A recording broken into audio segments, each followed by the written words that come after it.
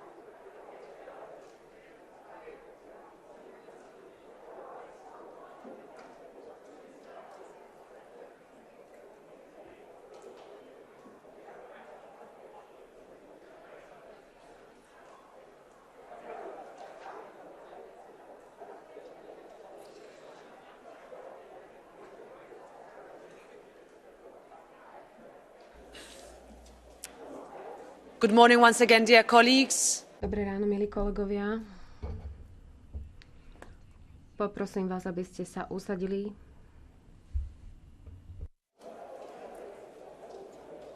So the sitting has resumed. Takže naša schôdza znovu začína. Mám niekoľko oznámení pre vás.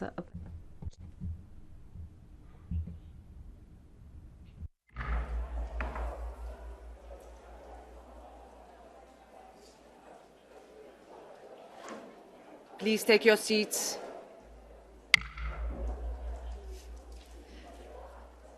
I have a few announcements. I was informed that there are no objections raised within the Conference of Committee Chairs to the recommendations by the Agri Committee not to oppose to two delegated acts pursuant to Rule 111, paragraph 6 of the Rules of Procedure. The recommendations are available on the plenary webpage. If no objections are raised by a political group or members reaching at least the low threshold within 24 hours following this announcement, the recommendations shall be deemed to have been approved. Otherwise, they will be put to the vote.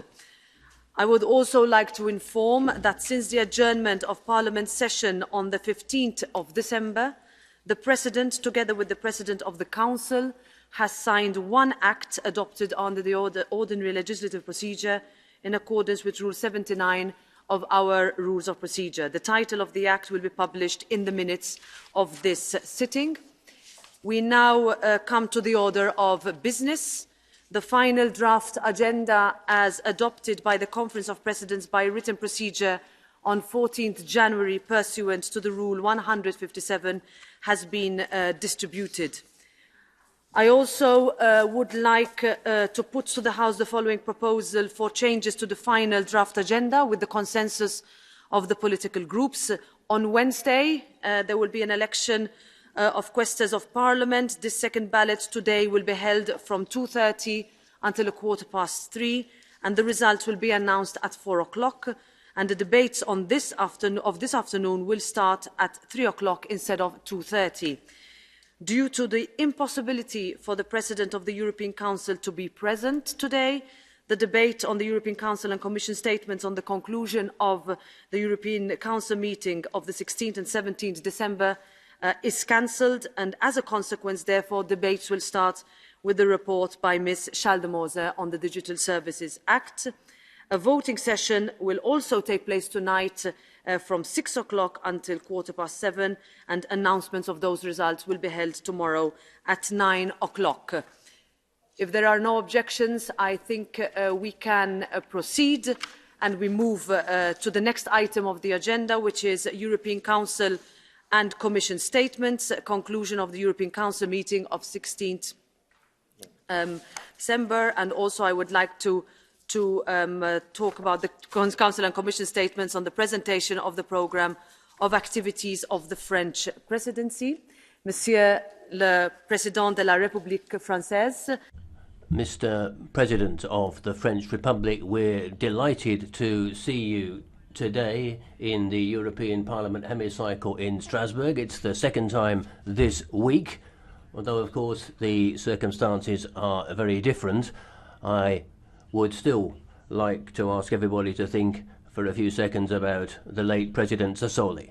Since the 1st of January, France has had the rotating presidency of the European Union, a presidency where the idea of a sovereign Europe is crucially important when we face multiple challenges: health, economic, climate, migratory challenges. Mr. President, you can count on this House to come up with responses to these challenges, to stand up for our values when hostile powers are doing all they can to weaken and destroy what we are, an area of peace, freedom and prosperity. You can count on this House to be with you to make the French presidency of the Council of the European Union a success. And now, sir, let me give you the floor. Welcome once again.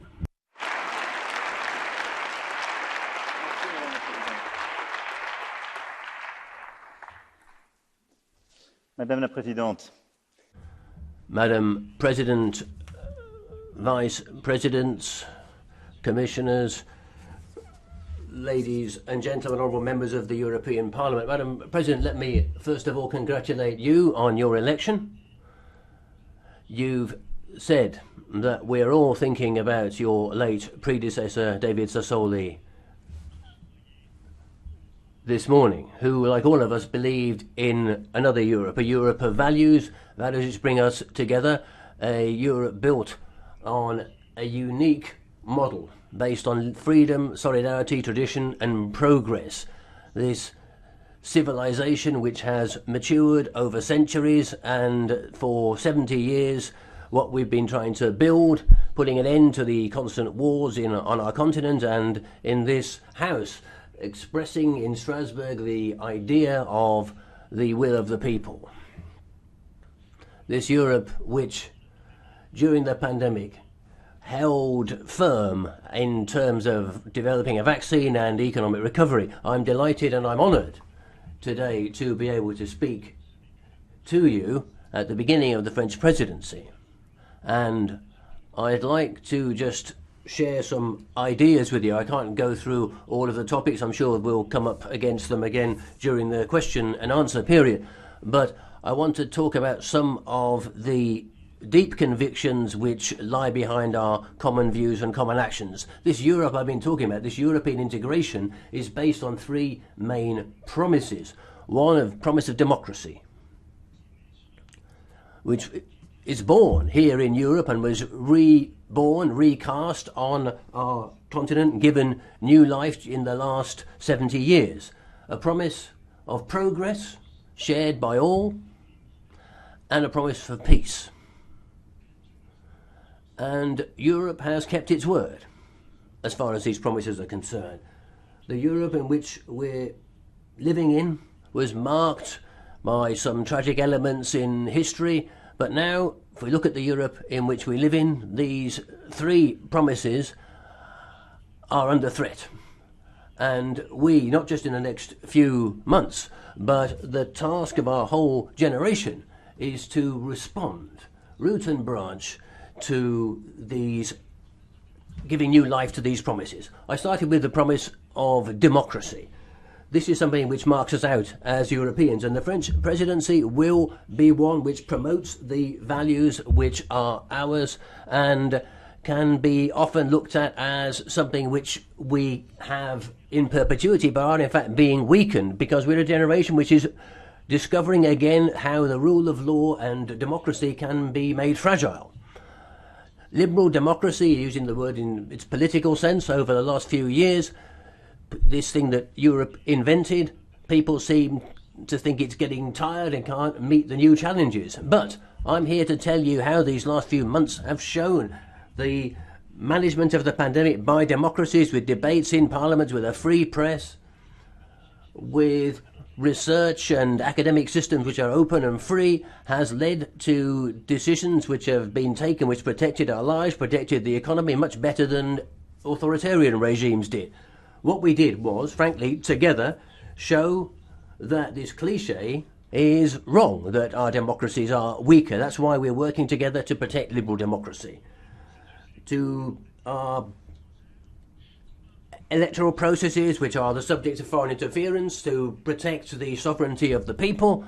Here we have work which will continue throughout the spring with the conference on the future of Europe. The French presidency will, along with Germany, the clear agreement was reached as far as this was concerned, that your Parliament's legislative right is now going to be important.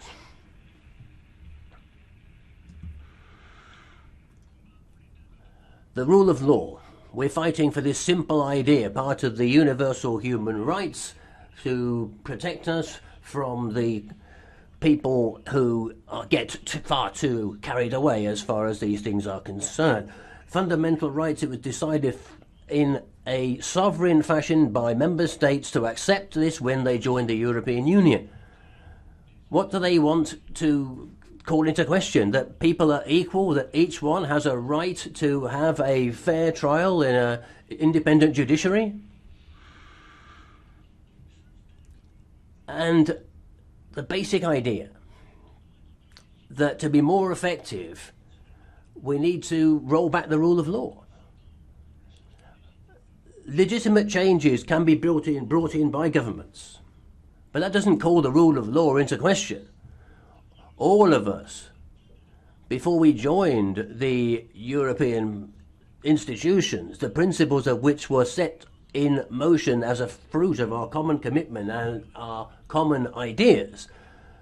The end of the rule of law is the beginning of authoritarianism. It goes back to authoritarian regimes, and they have marked our history only too badly. There is an ideological combat behind all of this, of course, and various authoritarian powers on our borders are carrying this fight out, and it's affecting many of our countries. You can see what's happening, undermining the very basis of our history, where tolerance and humanitarianism is the very basis of our civilization. An idea is being pushed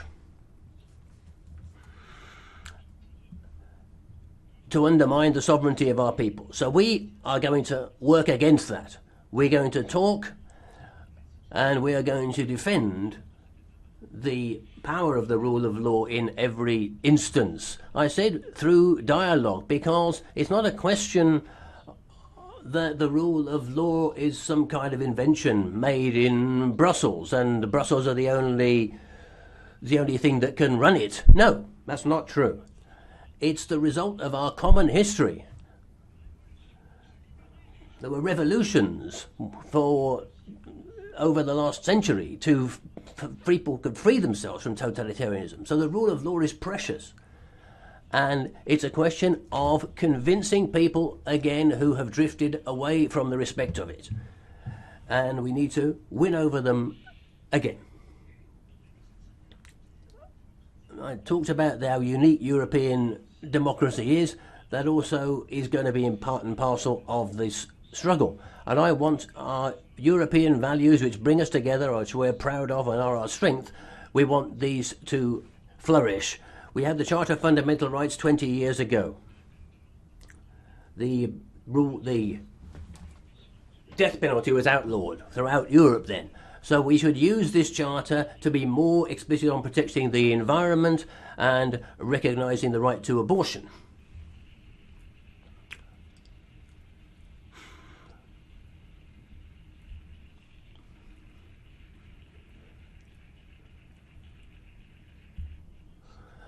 let's open this debate freely, talking to our fellow citizens, and give fresh impetus to our rule of law, making Europe even stronger. That's the only way our common political project can go. I mentioned this uniqueness, and it also, of course, is part of our solidarity, which is also unique. It was invented, along with the welfare state, a system of protection covering all citizens from cradle to grave. This is a heritage of our democracy in Europe. And the pandemic has shown that solidarity isn't a weakness. It's a force greater than any other, because it allowed us to save lives, protect jobs. It allowed us to get together a vaccine for us in Europe. It's the spirit of solidarity that led us as Europeans to be the most open in the world as far as exporting vaccine as a gift. And I hope that our presidency will continue that work, that it'll do all it can to make sure that everybody can have a quality job, better paid, with minimum wages which are decent and available to all, reducing wage gap between men and women, creating new rights for digital platform workers, to introduce quotas for women on company boards, fighting against all kinds of discrimination. The progress I've just mentioned isn't simply an empty promise or just words.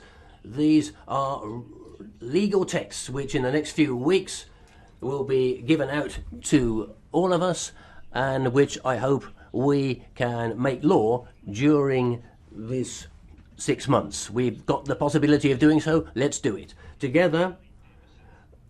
And a thing that marks us out as this promise of democracy is this idea of a separate kind of culture. What is it to be European? It's to feel emotion when we see the treasures of Europe, the fruits of our history, to the beauties of Paris, to the beauties of Krakow, the romantic spirit, the works of Chopin, the poetry of Fernando Pessoa. It's having a way of being in the world, from our museums to our cafes, that is unique. This is all part of what makes us unique. We've got differences, of course, but from ancient Greece to the Roman Empire, Christianity, the Renaissance, the Enlightenment, all of this has shaped human destiny, and I do hope that we can continue together to promote this European civilization. Universal cultures, respecting one another, respecting people's differences and identities. That's why we propose that our best historians and intellectuals are brought together to build together the fruits of the common history which we've lived through. So that's the first point, I think, to meet the promise of democracy, making Europe over. And we'll have to work together on the next 6 months. We want to make Europe a cultural, democratic and educational power, proud of itself, able to meet these challenges. The second promise is the promise of progress. Europe has never thought about simply maintaining the status quo and sitting back. We were built by a desire to build economic growth, a model for the future, the possibility offered to our working and middle classes to enjoy the benefits of this progress. And that promise has been weakened over the last few years. Growing inequality, deindustrialization, new challenges, in particular the climate and digital challenges, have spread doubt throughout the continent. And our challenge, therefore, is to build a model, a new model meeting these new challenges, which will allow us to come through on the promise of progress. And climate is the first challenge. Europe is the area where in Paris in 2015 universal climate awareness really began. It's the continent where, with its target of carbon neutrality by 2050, set itself the most ambitious climate goals on the planet. Now, we have to move from words to deeds, transforming our industries, investing in new technologies, hydrogen, batteries. That's what the Pact is all about. The Commission has come out with some powerful proposals, and we now have together in the next few weeks to implement many of these proposals, calling on all the stakeholders here and throughout the world to help us with the green transition. Dealing with the carbon adjustment mechanism at borders, which we've been working on for years, and having mirror aspects in the trade agreement so that they do the same that we're doing, that's vitally important. Europe needs to adopt the first law in the world on imports from the fruit of deforestation.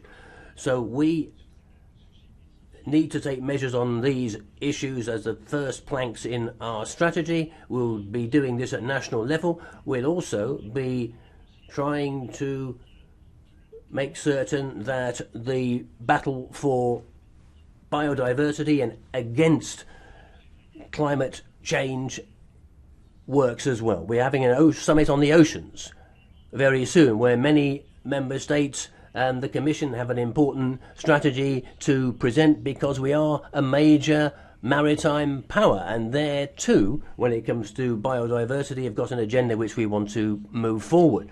The second 21st century challenge is the digital challenge, the digital revolution. We in Europe believe in the diffusion of knowledge. We, the people, are not going to reject that, but our challenge is a double challenge. First of all, to build a genuine single digital market so that we can create European flagships and champions. There's investing in new technology, in new sectors, as the Commission has proposed on many occasions. It's consolidating a Europe that can finance these champions and can simplify its law so that we can build a genuine single market, a domestic market which is huge in scale. And at the same time, Europe needs to work with the digital stakeholders to protect this enlightened spirit, to protect our rights, our freedoms, the respect for people's private lives, battle against hate speech and division.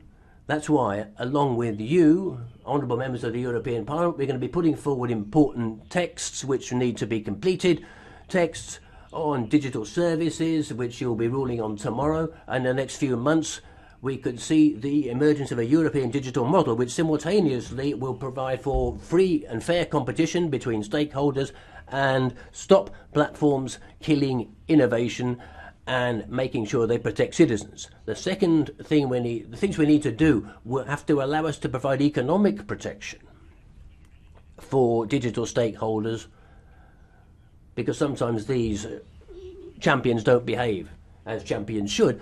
But also there needs to be a democratic debate against hate speech, manipulation. When people don't ever seem to take responsibility for their actions, we need to bring in new regulations to deal with that. The third challenge is, of course, security. The promise of progress in the future only means that we can meet cyber attacks, terrorist attacks, illegal migration. As we live in turbulent times, we need to provide a response to these. And Europe, therefore, needs to equip itself, not because of a lack of trust as far as other powers are concerned, no, but to make sure that it remains independent in a violent world so that we aren't the whim of others to be free, in other words. Therefore, we need to make certain we have control over our own borders and our own area. We've made a great deal of progress as we've beefed up Frontex, and the French Presidency will try to reform the Schengen area, which is at the base of its original promise of an area of free movement. Protecting our external borders, including having an intergovernmental rapid intervention force, backed by an agreement between member states, as we did between 2018 and 2021, building partnerships with countries of origin and countries of transit to stop the traffickers, and making a more effective policy which respects our principles to battle against irregular immigration. When it comes to defence, we can't just be content with responding to international crises. We need to be able to anticipate things and organise the safety of Europe to meet the challenges. We can see many of them were unprecedented over the last few years. And during our 6 months, I hope we've seen a lot of progress, in the previous presidency, under the German presidency, defining our doctrine of our own security, fitting with the times, and also having a proper European defence industry and seeking strategic independence, without which the Europe of defence is meaningless and won't even exist. You'll have understood that through this agenda we want together to build a Europe which will be a power in the future, a Europe that can respond to climate, technological and digital challenges, also geopolitical challenges, a Europe which is independent and it has the power to decide its own future for itself and not to depend on the choices of the other major powers. Finally, I mentioned the promise of peace. Our Europe today is confronted with escalating tension on our borders, a world which is winding into deregulation and the possible reappearance of the most tragic thing of all, war. Our model, which goes beyond our borders and is why our founding fathers always looked outwards beyond Europe, is to think about some of our neighbourhood policies again and think about our role in the world to try to help build a real power for balance. That's what Europe can do. Europe can therefore propose a new alliance to the African continent,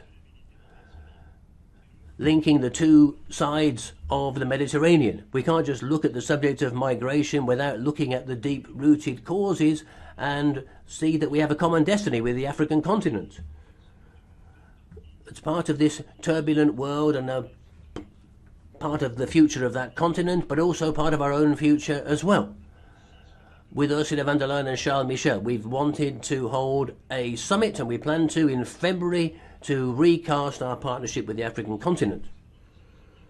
We want our African friends to allow us to help them. We've already, by June, we'll have distributed 700 million doses of vaccine, and we want to have a new stage, come up with a new kind of alliance with the African continent, first of all through an economic and financial new deal for Africa, which is based on what we built in May in Europe. Europe put forward and brought out the special drawing rights at the IMF and coming up with specific investment proposals as well. Secondly, an agenda as far as education, health and climate is concerned to help the African continent develop and provide new hope for young people in Africa. And thirdly, a security agenda. European support to be given to African states who are seeing an increase in terrorism, as we did together in the Sahel. Finally, fighting against illegal immigration and trafficking networks as we do, we want to make certain that economic, cultural and academic cooperation continues to flourish. Europe can't turn its back on the Western Balkans either. The Western Balkans are geographically and historically, for the tragic past and a greater future, at the heart of the European continent. They have wounds which show us how fragile peace can be and how strong our union can be. That's why today we want there too to think about our relations with the Western Balkan countries and give them a clear perspective of accession to the European Union. Not against anybody to try to destabilise anybody else. It's a positive accession which will be carried out in a reasonable time frame. We are modernising the procedure of negotiation over the last few months.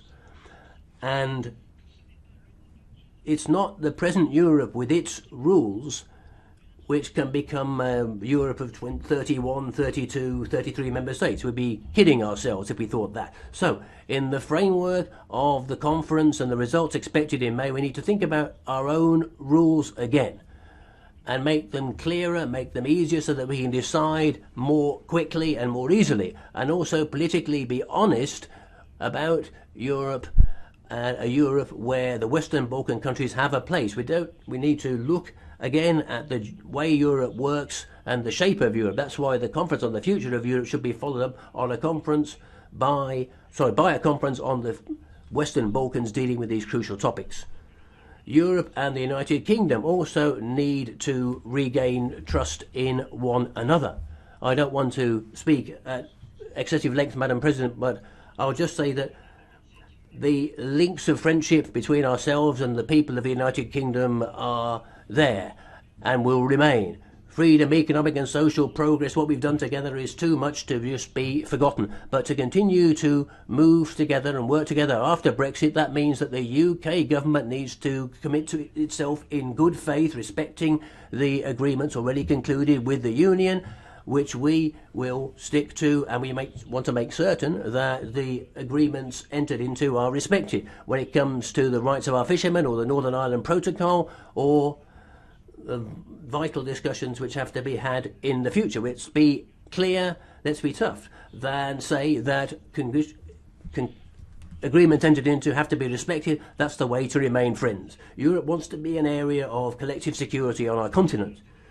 The security of our continent requires strategic rethinking for Europe, strategic rearming of Europe as an area of balance and peace when it comes to dialogue with Russia in particular. This dialogue is something I've been standing up for many years. It's not just a vague idea because we're so close together. Sometimes for us and for Russia, for the very security of our continent, which is indivisible, we need this dialogue. We need in Europe collectively to set out our own requirements and make certain that they are respected, and we need to be in a position to make that happen.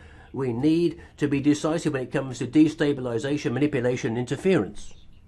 What we need to build is a European order based on principles and rules which we can rally behind and which we put together not against anybody, not without anybody, but with Russia 30 years ago. Let me remind you of that. Rejecting the recourse to force, coercion, threats, free choices of states to accede to alliances or bodies that they wish to do so, inviolability of borders, territorial integrity of states, rejection of spheres of influence. What I'm talking about are the principles which we, Europeans and Russia, signed up to 30 years ago. We in Europe need to stand up for these inherent rights which are part of the sovereignty of states. It's up to us to reaffirm these values and effectively violate those who violate them. This is at the heart of our European project, security, and it's a response to the destabilisation which some people are trying to undertake on our continent.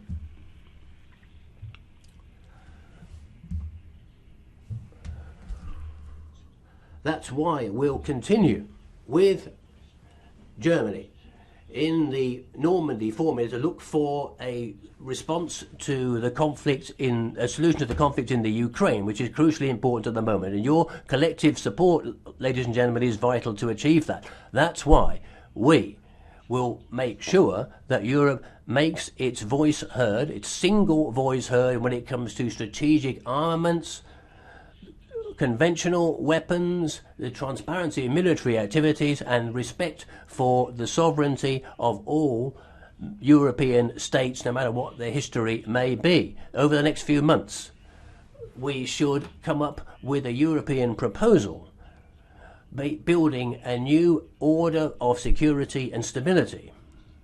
We should build this as Europeans, working with other Europeans, working with our allies in NATO, and then propose it for negotiation with Russia. Honourable members of the European Parliament, I was born in 19 77, and I saw Europe all around me as I was growing up.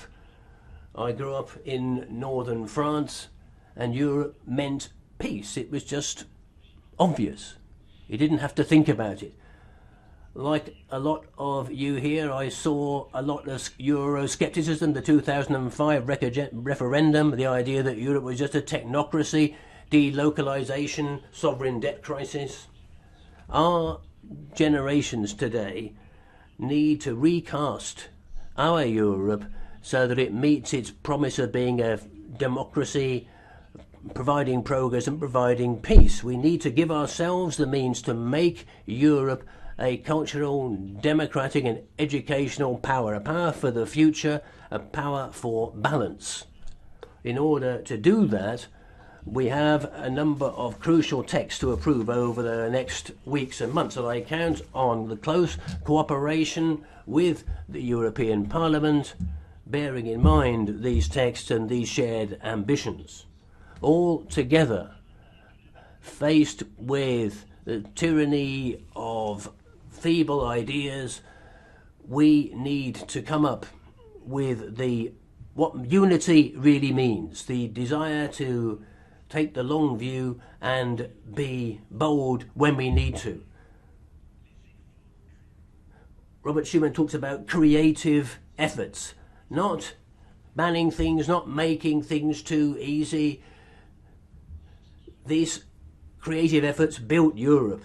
Neither the policies from before the crisis or what we used to do then or the reflexes of the past going back to nationalism, dissolving our identities, none of those things will fit the coming world. Our capacity, though, to innovate, to invent, to make a dream possible, to make it real and make it useful to our fellow citizens, that's at the heart of our success. We have the strength, we have the means. That's why I believe in us. Thanks very much.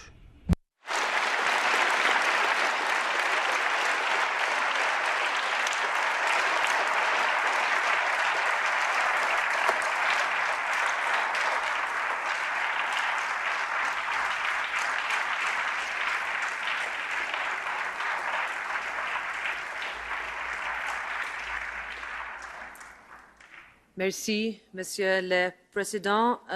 I give the floor now on behalf of the Commission to Vice President Šefčovič. You have the floor.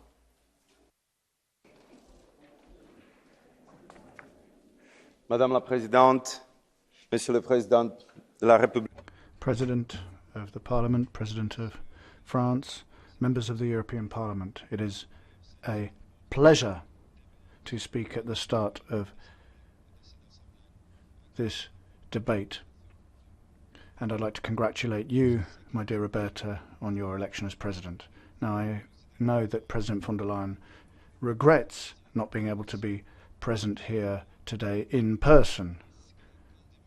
And that reminds us once again that the COVID-19 pandemic is still very present in our lives. I'm nevertheless certain that she shares my feelings today. I'm pleased that Europe can count on the experience and wisdom of France. During the coming months, we will be living through a crucial time in our history.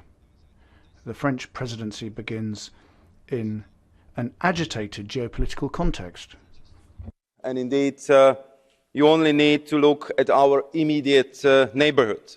There is just a short plane ride away, a couple of hours, where security architecture of our continent is being challenged. We see old, failed ideas re-emerging of power block competition, of spheres of influence. And we Europeans are resolutely opposed to entire countries being once again treated so disdainfully as mere backyards. We categorically reject the threat of use of force, one of the fundamental principles that underpin European security as enshrined in the Helsinki Final Act. And we stand ready to take action if necessary. And we have made clear any further military aggression against Ukraine will have massive consequences and severe costs. At the same time, we welcome the recent diplomatic activity from US-Russia talks to the NATO-Russia Council and the OEC meeting, and the Commission remains in close contact with the US administration. We Europeans will do everything in our power to protect and nurture our model of peaceful democratic governance and its central tenets of dialogue and diplomacy. We will strengthen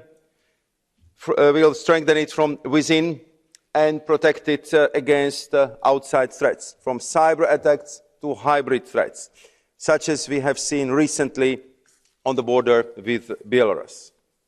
For this, two projects will be particularly important in the coming months. With the strategic compass, our new European white paper on defence, we will set out our common strategic vision. While the defence package, we aim to strengthen our capabilities. And I know how my colleague, High Representative and Vice President Josep Borrell is working closely with the Minister Le Drian and all the Ministers of Foreign Affairs and Defence in that respect. Mr. President Macron just made very important remarks on the importance of EU-Africa summit. Also, we in the Commission are looking at this occasion as a possibility of the new beginning, la nouvelle ouverture, new start in this very important strategic relationship. We very much appreciate your remarks on the Western Balkans, because they, rightfully so, should be on the top of our priority lists. And we've been, of course, listening very carefully about your wise words on our relationship with the United Kingdom. United Kingdom, they are our neighbours, our allies, and I think all of us in this House would like to see them again as our strategic partners. For that to happen, we need to rebuild the trust, and trust is being built through respecting the agreements which have been recently signed and ratified, be it on withdrawal, be it on trade and cooperation, or be it proper implementation of the protocol on Ireland and Northern Ireland. And we, on the side of the European Union, on the side of the Commission, will show all the flexibility, all the goodwill to make this happen, but we need a good partner on the other side. Mr. President, you've been highlighting how important our unity and cooperation in the world is. And I'm very glad that the French presidency is going to focus on all the important priorities, because the world around us is indeed becoming more unpredictable, and Europeans rightly expect us to protect them. Honourable members, ladies and gentlemen, the need to focus on threats of today and the challenges of tomorrow is, of course, also true for the European economy. Despite the pandemic, we have already embarked on the modernisation of the economy and the society towards a more sustainable way of living and working, a way of living that preserves both the health of the planet and the livelihoods of our people. That is our economic growth model for the next 10 years and beyond. We have already built a solid foundation for this through Next Generation EU. With this €800 billion recovery programme, we are not only investing to finally put the pandemic behind us, we are also investing in our sustainable and digital future. We are tackling the structural challenges of our economies while ensuring that everyone can benefit from this future. Large companies, as well as our small and medium-sized enterprises, farmers, as well as low-income households. And the early success of our approach is already proving us right. Studies show that thanks to the Next Generation EU, growth in Europe is 1.5% higher than it would have been with national recovery programmes alone.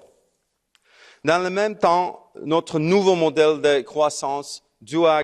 Our new growth model needs to guarantee economic, political and technological sovereignty for Europe. It needs to enable our businesses and our single market to fully benefit from new opportunities.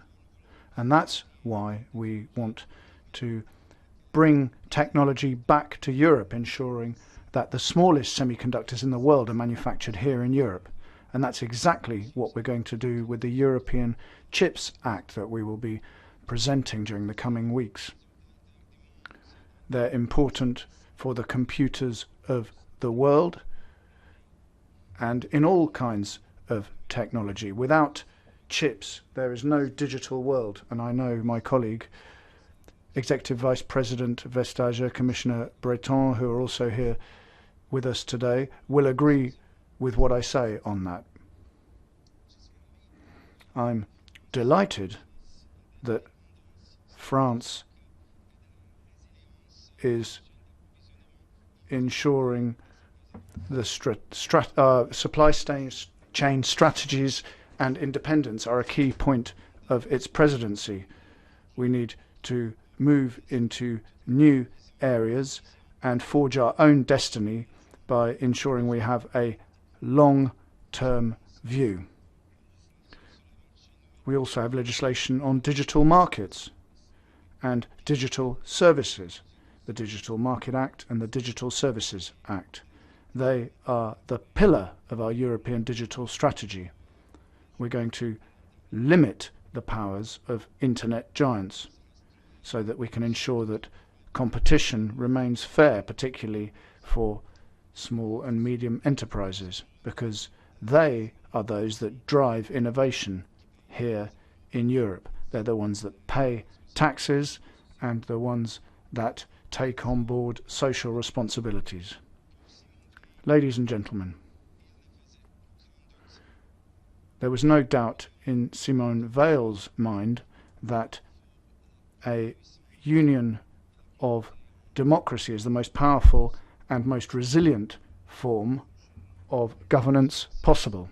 During the coming months of the French presidency, we will be working extremely hard to bring our Europe closer to the Europe that she dreamed of.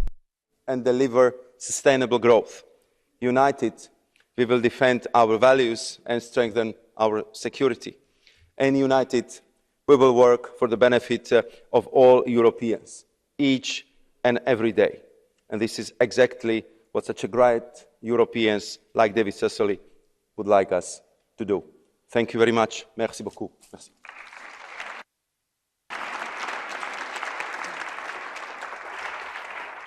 Thank you very much, Vice President Šefčovič. We now move to the speakers of the political groups. We start with Manfred Weber for the group of the EPP.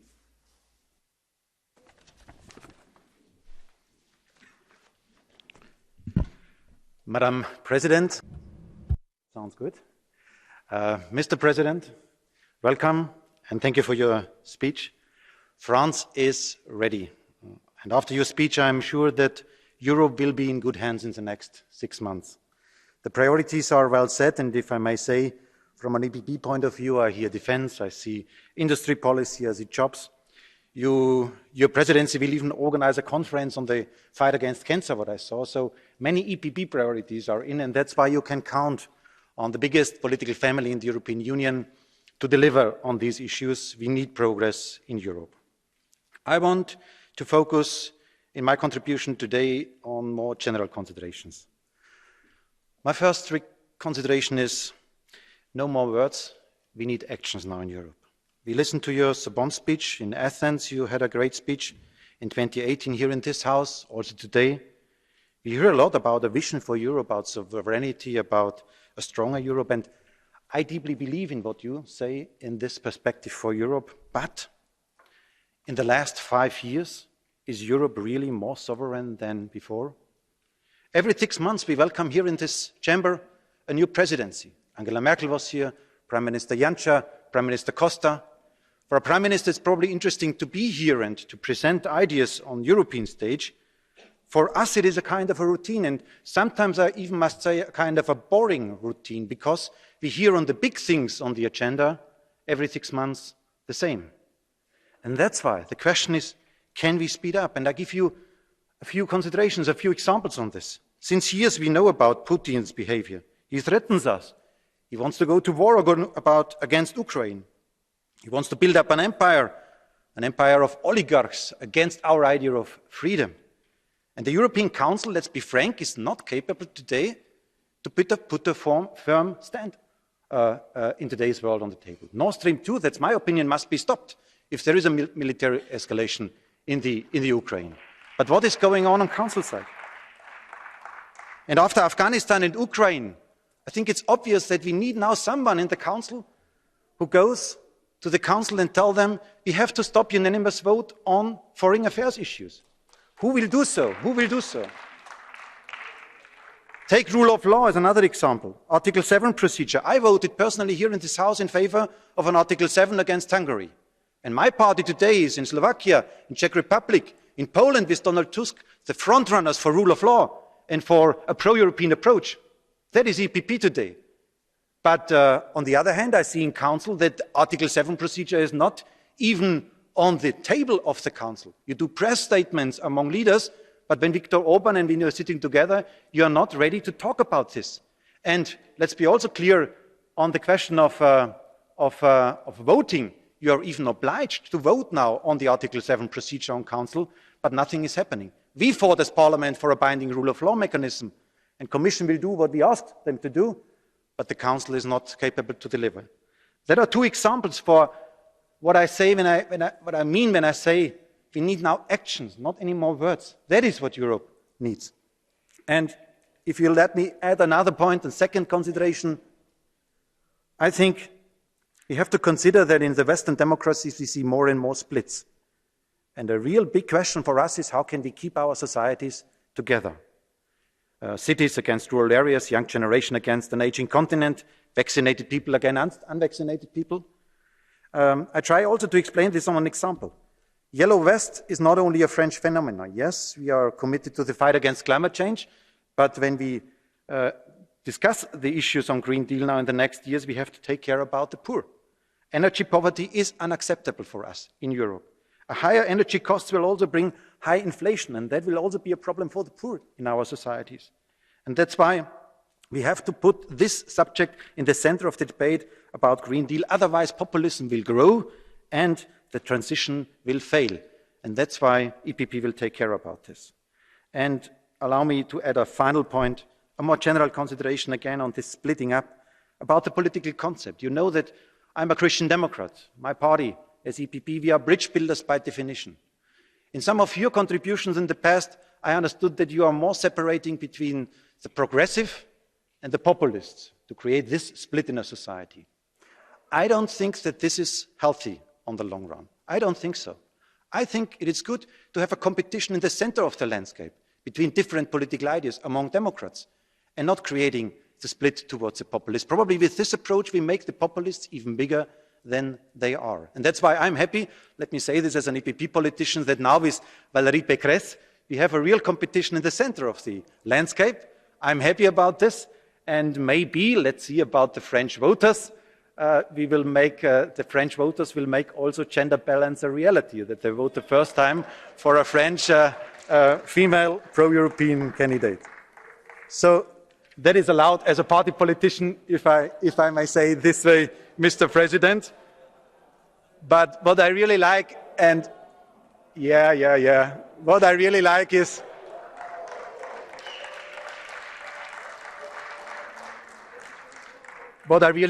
and Mr. President, please really, seriously speaking, what I really like is your ambitious approach for Europe, and especially is the support for this chamber. 210 million people voted 2019 for this parliament. The second biggest democracy in the world is Europe. And to strengthen this institution and to show that the decisions of the future are made in this institution is what we all believe in. We count on you to transform the outcome of the conference for the future of Europe in reality. Mr. President, welcome. Time is running. Let's keep Europe united, and no more words. Let's practice actions. Thank you. Thank you. Thank you, Mr. Weber. I now give the floor to Irache Garcia Perez on behalf of the S&D Group.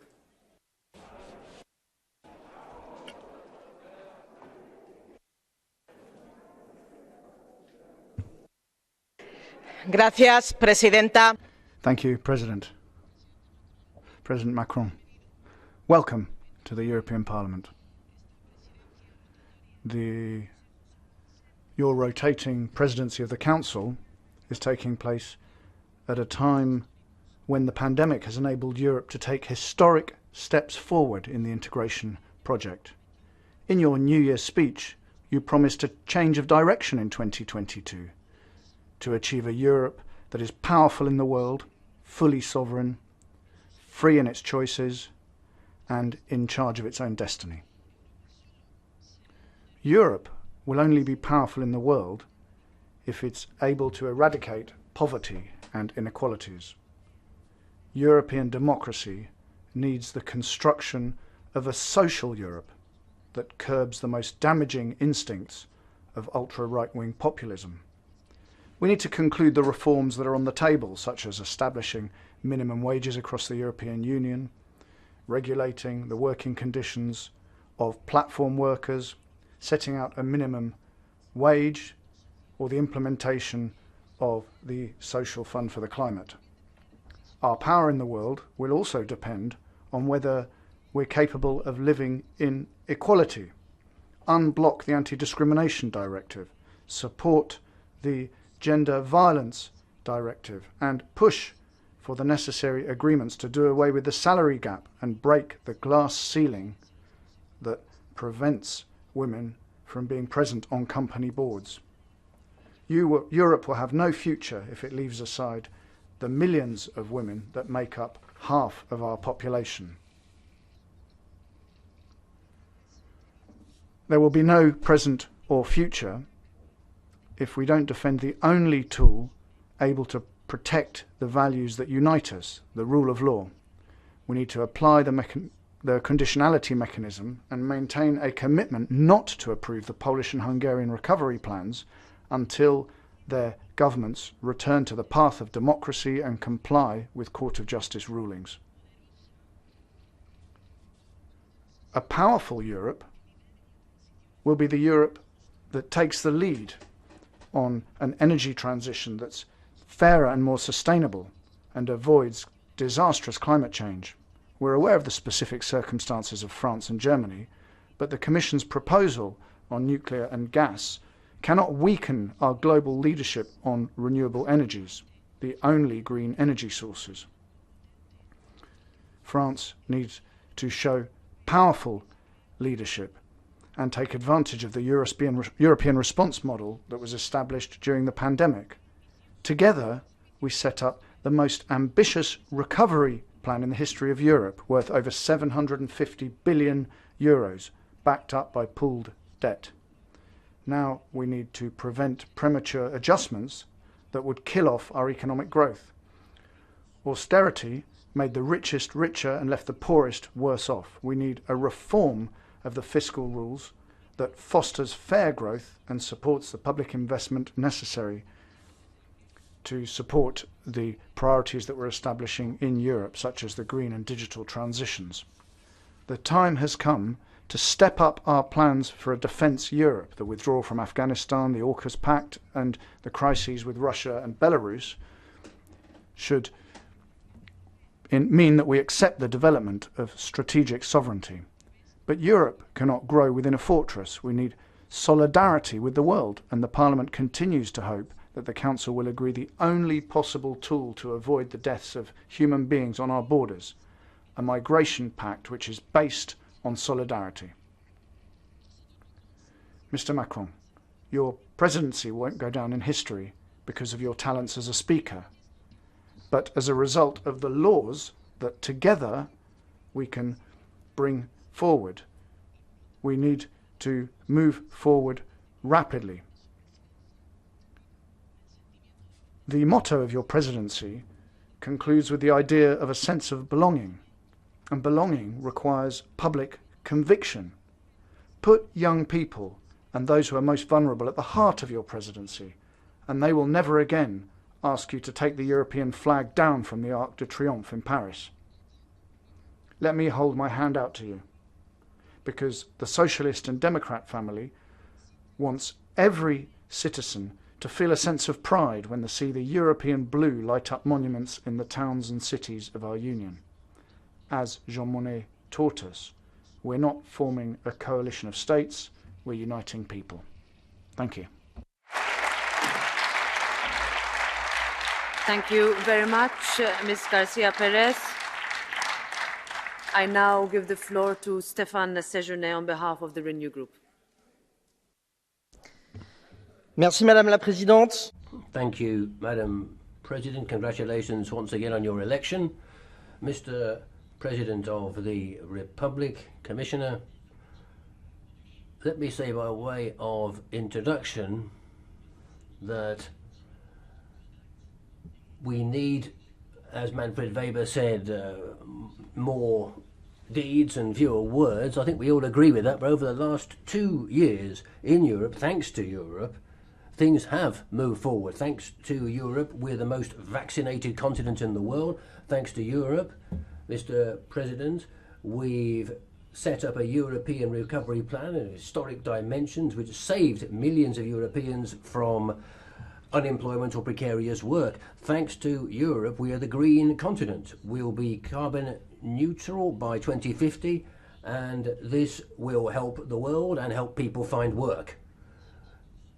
This is partly owing to the initiative and the commitment of this Parliament, also the determination and ambitions of the institutions, Mr. President, and also to what you've done. Obviously, everything isn't perfect. They haven't gone as quickly as or as well as we might have liked. But there will still be controversy, and Europe will, as we're aware, be the convenient scapegoat for those who refuse to accept their responsibility. The work isn't over, of course, and with the presidency of the Council, which you have just opened, we need to move more quickly. I think the whole Parliament would agree with that, because the situation is urgent. It's urgent that we take control of our own destiny again and bring in European sovereignty against the foreign powers who are trying to undermine it. It's urgent for the planet. It's urgent to get the rule of law respected.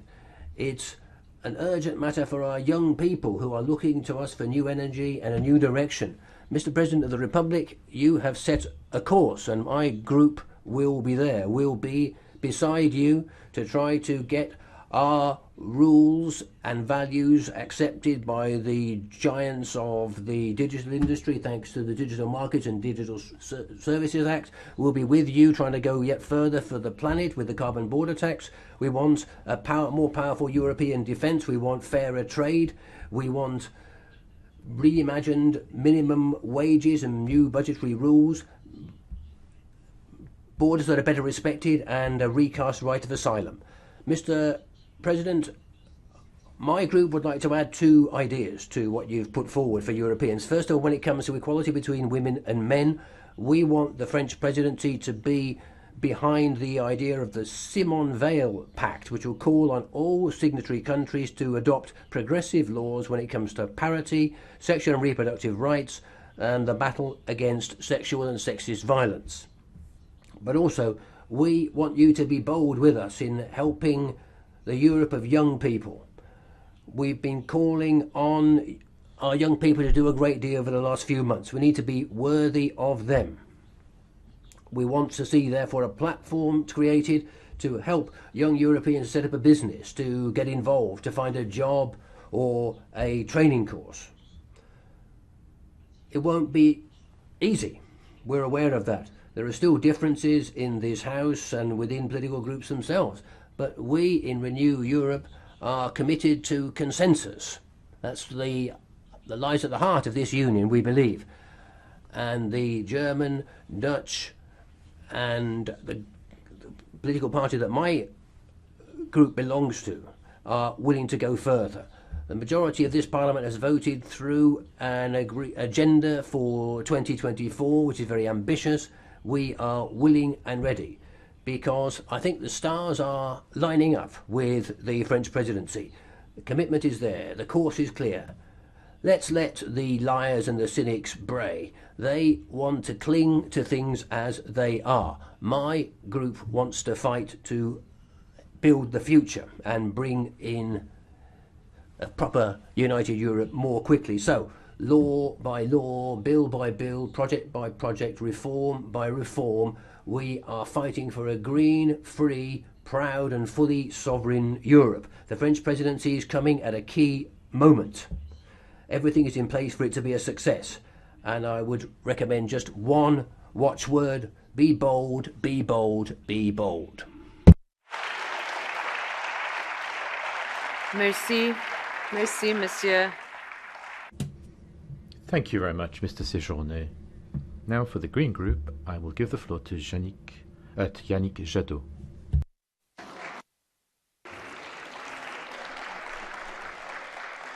Merci. Thank you. Thank you, Madam President. Mr. President of the French Republic. That was undeniably an excellent speech. Everything was in there. Sovereignty, European values, the civilization project, even the climate and diversity. But, Mr. President, you've been President of the French Republic for 5 years, and you have been thereby responsible for a stock take, if you like, for Europe and for France. And we all know that global heating is one of the greatest challenges that humanity is now confronted by. Fires, floods, drought, heat waves. Across the world, across the planet, across Europe, we're all affected by these things, and our very existence is threatened. But fighting for the climate is not just an imperative for survival. Now, if Europe decides it, it could be an extraordinary opportunity to give greater meaning to our economy, to innovate, to create good quality jobs, to manage our territories sustainably, to build a fair society which is expresses its solidarity and which is democratic. And this is the path that we, the Greens, have chosen. Mr. President, you have chosen a different path. It's a path together with Hungary and Poland which will kill the climate, promoting gas, saving nuclear, and condemning the whole process to disaster. And your climate ambitions have been sacrificed there. And you, in history, Mr. President, will be the president who didn't take climate action, because at the base of all this, you would rather have amnesties to sign with other countries than to actually take up the fight against the challenge of climate change. You would prefer to procrastinate, like Meryl Streep in Don't Look Up, the film, thinking about crazy ideas for 10, 15 or 20 years rather than to actually set out, as we want to do, how to mobilize generally the public. And it is that public mobilization, bringing young people together, these young people so terrified by ecological disaster, and yet they have so much creativity, they have so much inventiveness, they have great diversity and enormous commitment when it comes to the climate and to social justice. Mr. President, you're quite right. You said that Europe is a civilizing project. It is, in fact, a peace project. It is a project of fundamental liberty and democracy. And why? About a year ago, almost to the day, you were celebrating the investment agreement with China, calling into great risk our companies.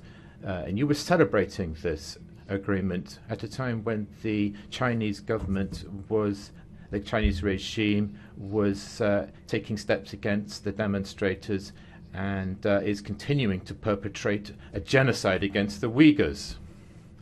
6 years ago, Mr. President, 6 years ago, you were talking about the courage demonstrated by Angela Merkel in hosting Syrian refugees, and you were right.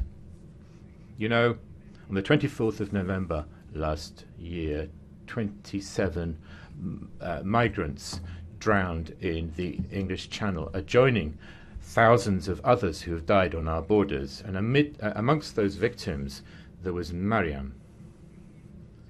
Mariam was a young Kurd, 20 years old, an Iraqi Kurd. It is these Kurds who stood up against the Islamic State with so much courage that it was abandoned by the West. This Kurd, Mariam, was trying to reach her fiancé. All that she wanted to do was to live and to love, but she drowned. So why, Mr. President, why do you every day in Calais decide to pull down the tents, making these survivors subject to mistreatment and a loss of hope? Mr. President, don't just listen to all of these theories that say that there's going to be an invasion. Let's look at the science of the great global heating debate. En vérité, to be perfectly frank, Mr. President, as you were saying, we diverge on the Europe that we actually want, and our Europe will never be the one that you want, the one that turns its back on the climate, on glyphosate, that allows goods and services to traffic with all of the impact that can have on people and workers. And our Europe will never be the one that in this House will allow the right to abortion to be undermined, with the Conservatives and the far right in it is a Europe of innovation, it is a Europe of democracy and dignity, and a Europe of the future, and a Europe of young people. I hope, Mr. President, that that is the Europe that will cause you to act. Next.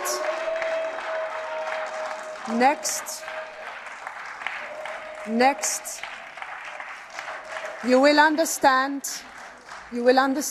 that all group leaders have exceeded their time, including this. Now I see that there's a point of order. Go ahead, Ms. Garcia Perez. Desde la diferencia ideológica que evidentemente. Well, obviously, we all have ideological differences here, but nevertheless, please let's be respectful during today's debate. Out of respect for Europe and out of respect for our citizens, we'll all have the opportunity to campaign and support our colleagues from our different political groups. I'll be doing the same. But this isn't the right time. When we want to, we can meet our colleagues from our political groups and campaign, but we should have a little bit of respect for Europe. Thank you. This is a point of order. Point of order, Stéphane, go ahead. Madame la Présidente, merci. President, a point of order on the same thing as President Irache just said. It's shameful to turn this hemicycle into a national parliament. It shows a lack of respect. It disrespects the members of the European Parliament, our work and the debate. Political groups are free to organise their speaking time and the content of what they say as they wish, but I would ask us to be respectful of speaking time, the content of the debate, and all speakers. Thank you. Thank you. Thank you. The principle of dignity and respect will be observed in this room, in this House. I can assure you. Thank you. Let's go ahead. Next is Jordan Bardea for the ID Group.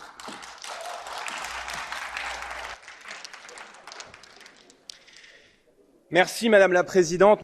Thank you, President.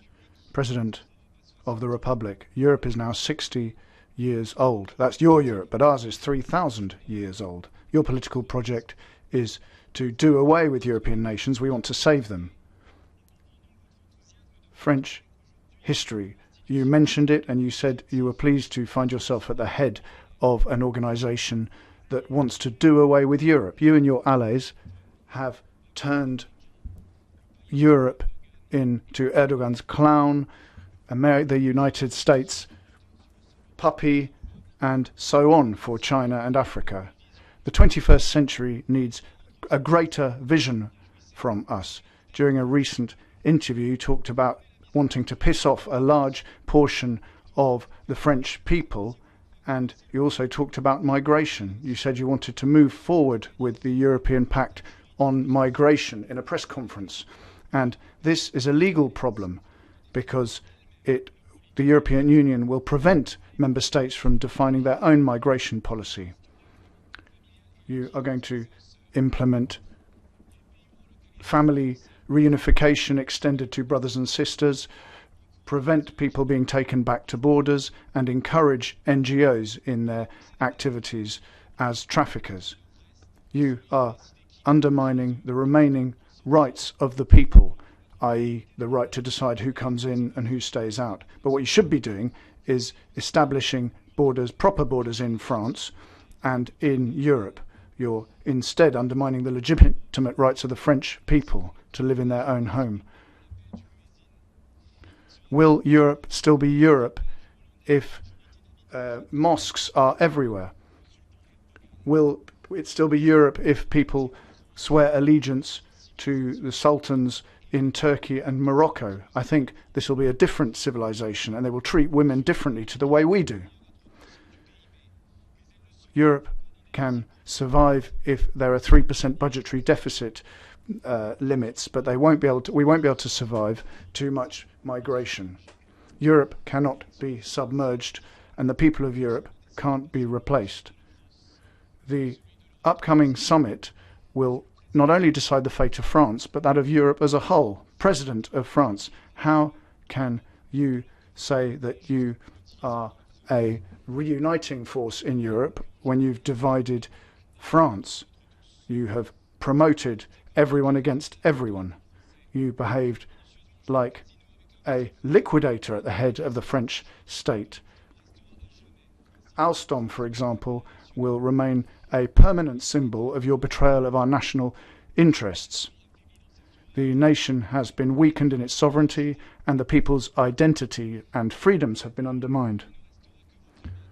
Only your braying will remain of your promise of a new world. Your cynicism and your contempt, which has saddened our people, weakened it and made it doubt itself and the future.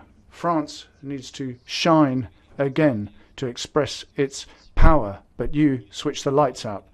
For France and for Europe, it's crucial that you're not re-elected. Thank you. I give the floor next to Raffaele Fitto on behalf of the ECR. Onorevole, prego.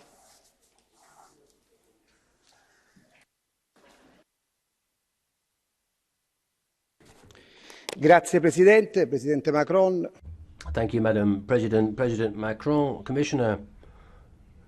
In this House this week, we've lived through different emotions and feelings, commemorating the late President Sassoli to the election of President Metsola. Emotions and feelings are very different, as I've said, because, of course, pain and joy are mingled together. And that, I think, should really always, though, there should be a thread running through our debates. Respect. When we talk to one another about the forthcoming French presidency, we need to do this in a courteous way, because on the main topics of the agenda, we have desires to put forward as well. We talked about the rule of law. Well, the rule of law isn't something which can be used as an ideological weapon. It's not an issue that can be turned against someone. In the next 6 months, we want there to be a real discussion to see whether or not the ideas put forward deserve support. And that means we need an institutional framework which needs to be clear and precise, respecting the mandate that our electors gave us. And the same thing goes for other important dossiers as well. We've said how important the issue of migration is. This needs to be dealt with in a broader way. We need to understand what's happening in Africa, and Europe can play a role where China is now moving in as we move out. What's happening in Libya, for example, there's been a complete lack of control over the migratory flows to the Mediterranean, and Russia and Turkey are playing an increasingly important role. Let's talk about these issues, dealing with the issue of the urgency of migratory flows. And let's do it, of course, during a pandemic where the measures for economic recovery have been hugely important, but we've also got the Stability Pact, which we'll have to discuss as well, because that is what will guarantee whether or not we can consolidate this economic growth which we have at this crucially important period. And there's also a very important other priority, climate, where we need to be realistic,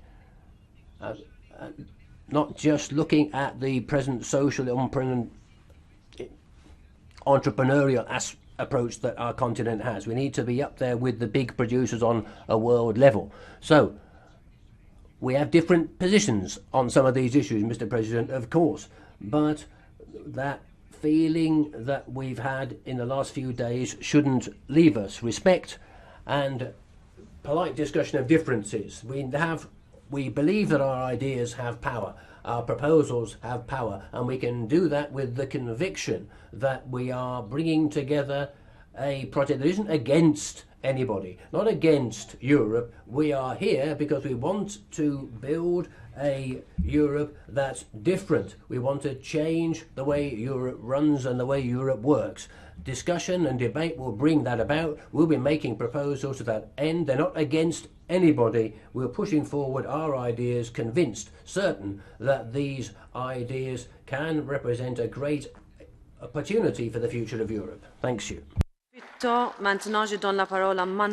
me now give the floor to Manon Aubry for the left.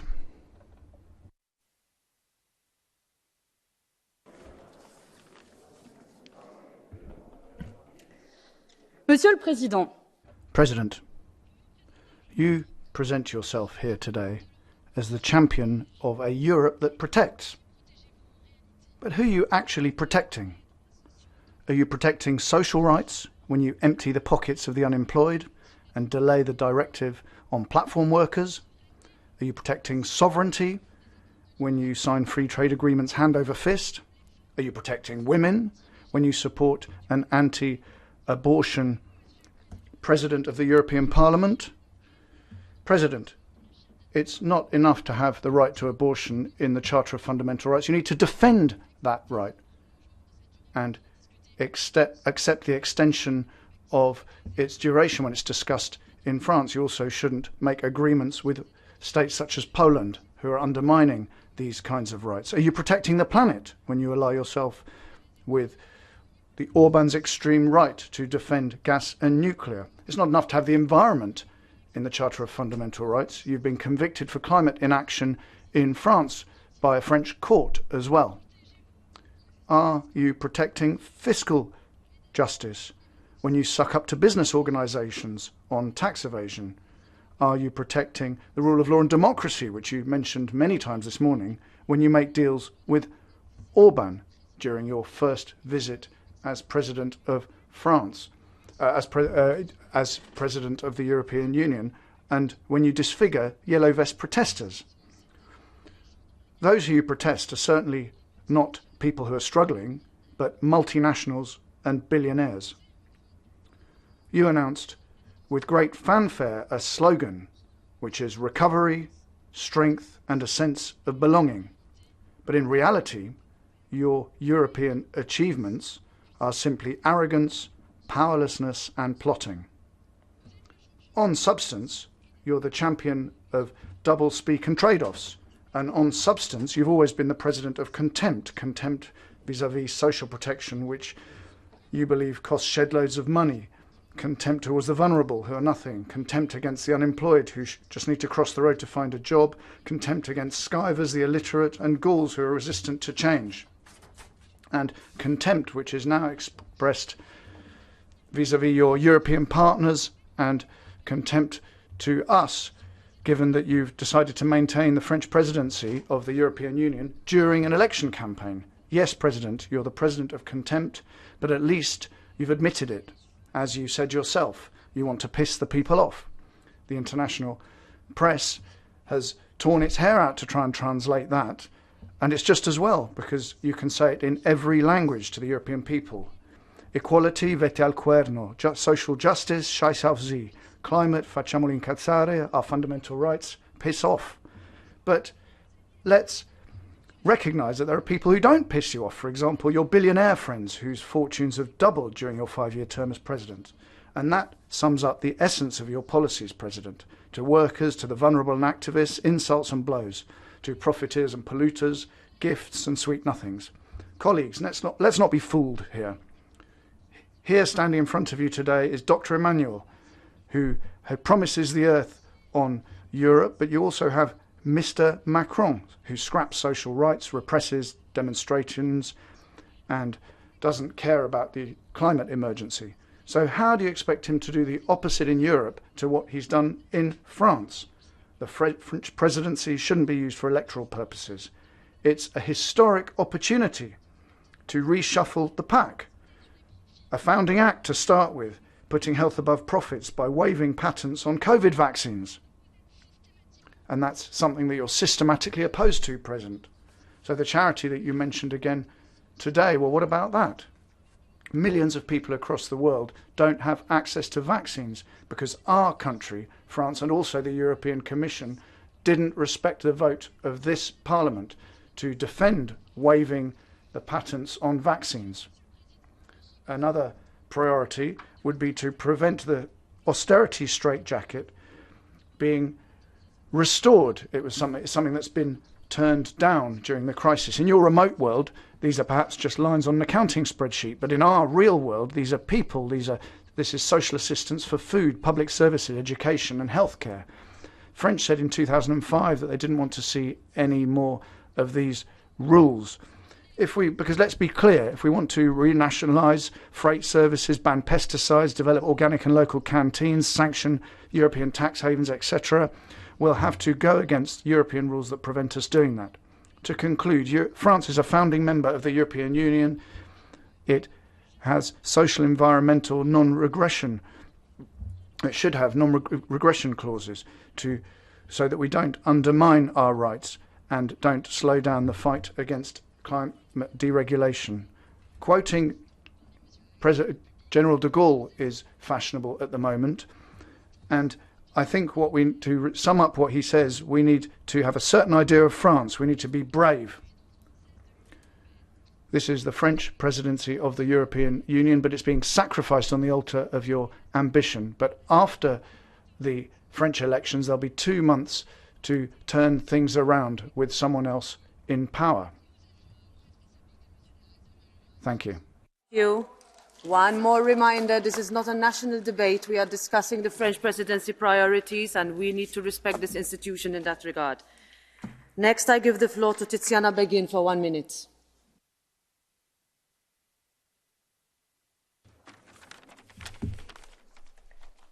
Grazie, Presidente. Thank you, President. President Macron. We count a great deal on your presidency. Now, on many issues, Italy and France have a common vision, and I think it's time to bring Europe out of the doldrums of paralysis, selfishness, and the health and energy pandemics that are affecting all our citizens. The Five Star Movement would like to present its 3 priorities. A minimum wage. After the vote in the European Parliament, negotiations with the Council have begun, and we need an ambitious agreement to increase wages in Europe, fight offshoring, wage dumping, and unfair competition between businesses. Second point, we want to see reform of the Stability and Growth Pact. The pandemic has put an end to austerity, hopefully forever. Green and social investments need to be excluded from when calculating future budgetary constraints. Thirdly, the environmental and energy transitions. There's no time to waste. Transport, industry, finance, every sector needs to make a contribution to saving our planet from disastrous climate change. The upcoming 6 months will be decisive. President, you have a major responsibility. Be brave and ambitious. Thank you. Maintenant, je redonne la parole au... Now I'll give the floor to President Macron.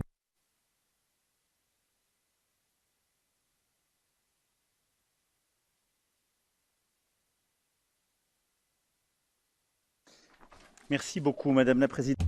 Thank you very much, Madam President. I would like to try and go back over the main points that were raised. Thank you very much, Mr. Weber, for this appeal to action. I agree with that. First of all, let me start by thanking you for the collective commitment that you've shown in the fight against cancer.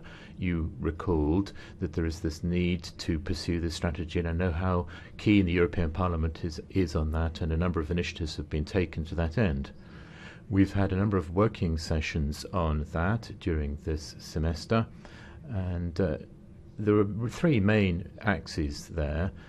Prevention, then pediatrics, and then cancer and jobs. And I'd like to thank you because this is a topic you brought up and it is so important.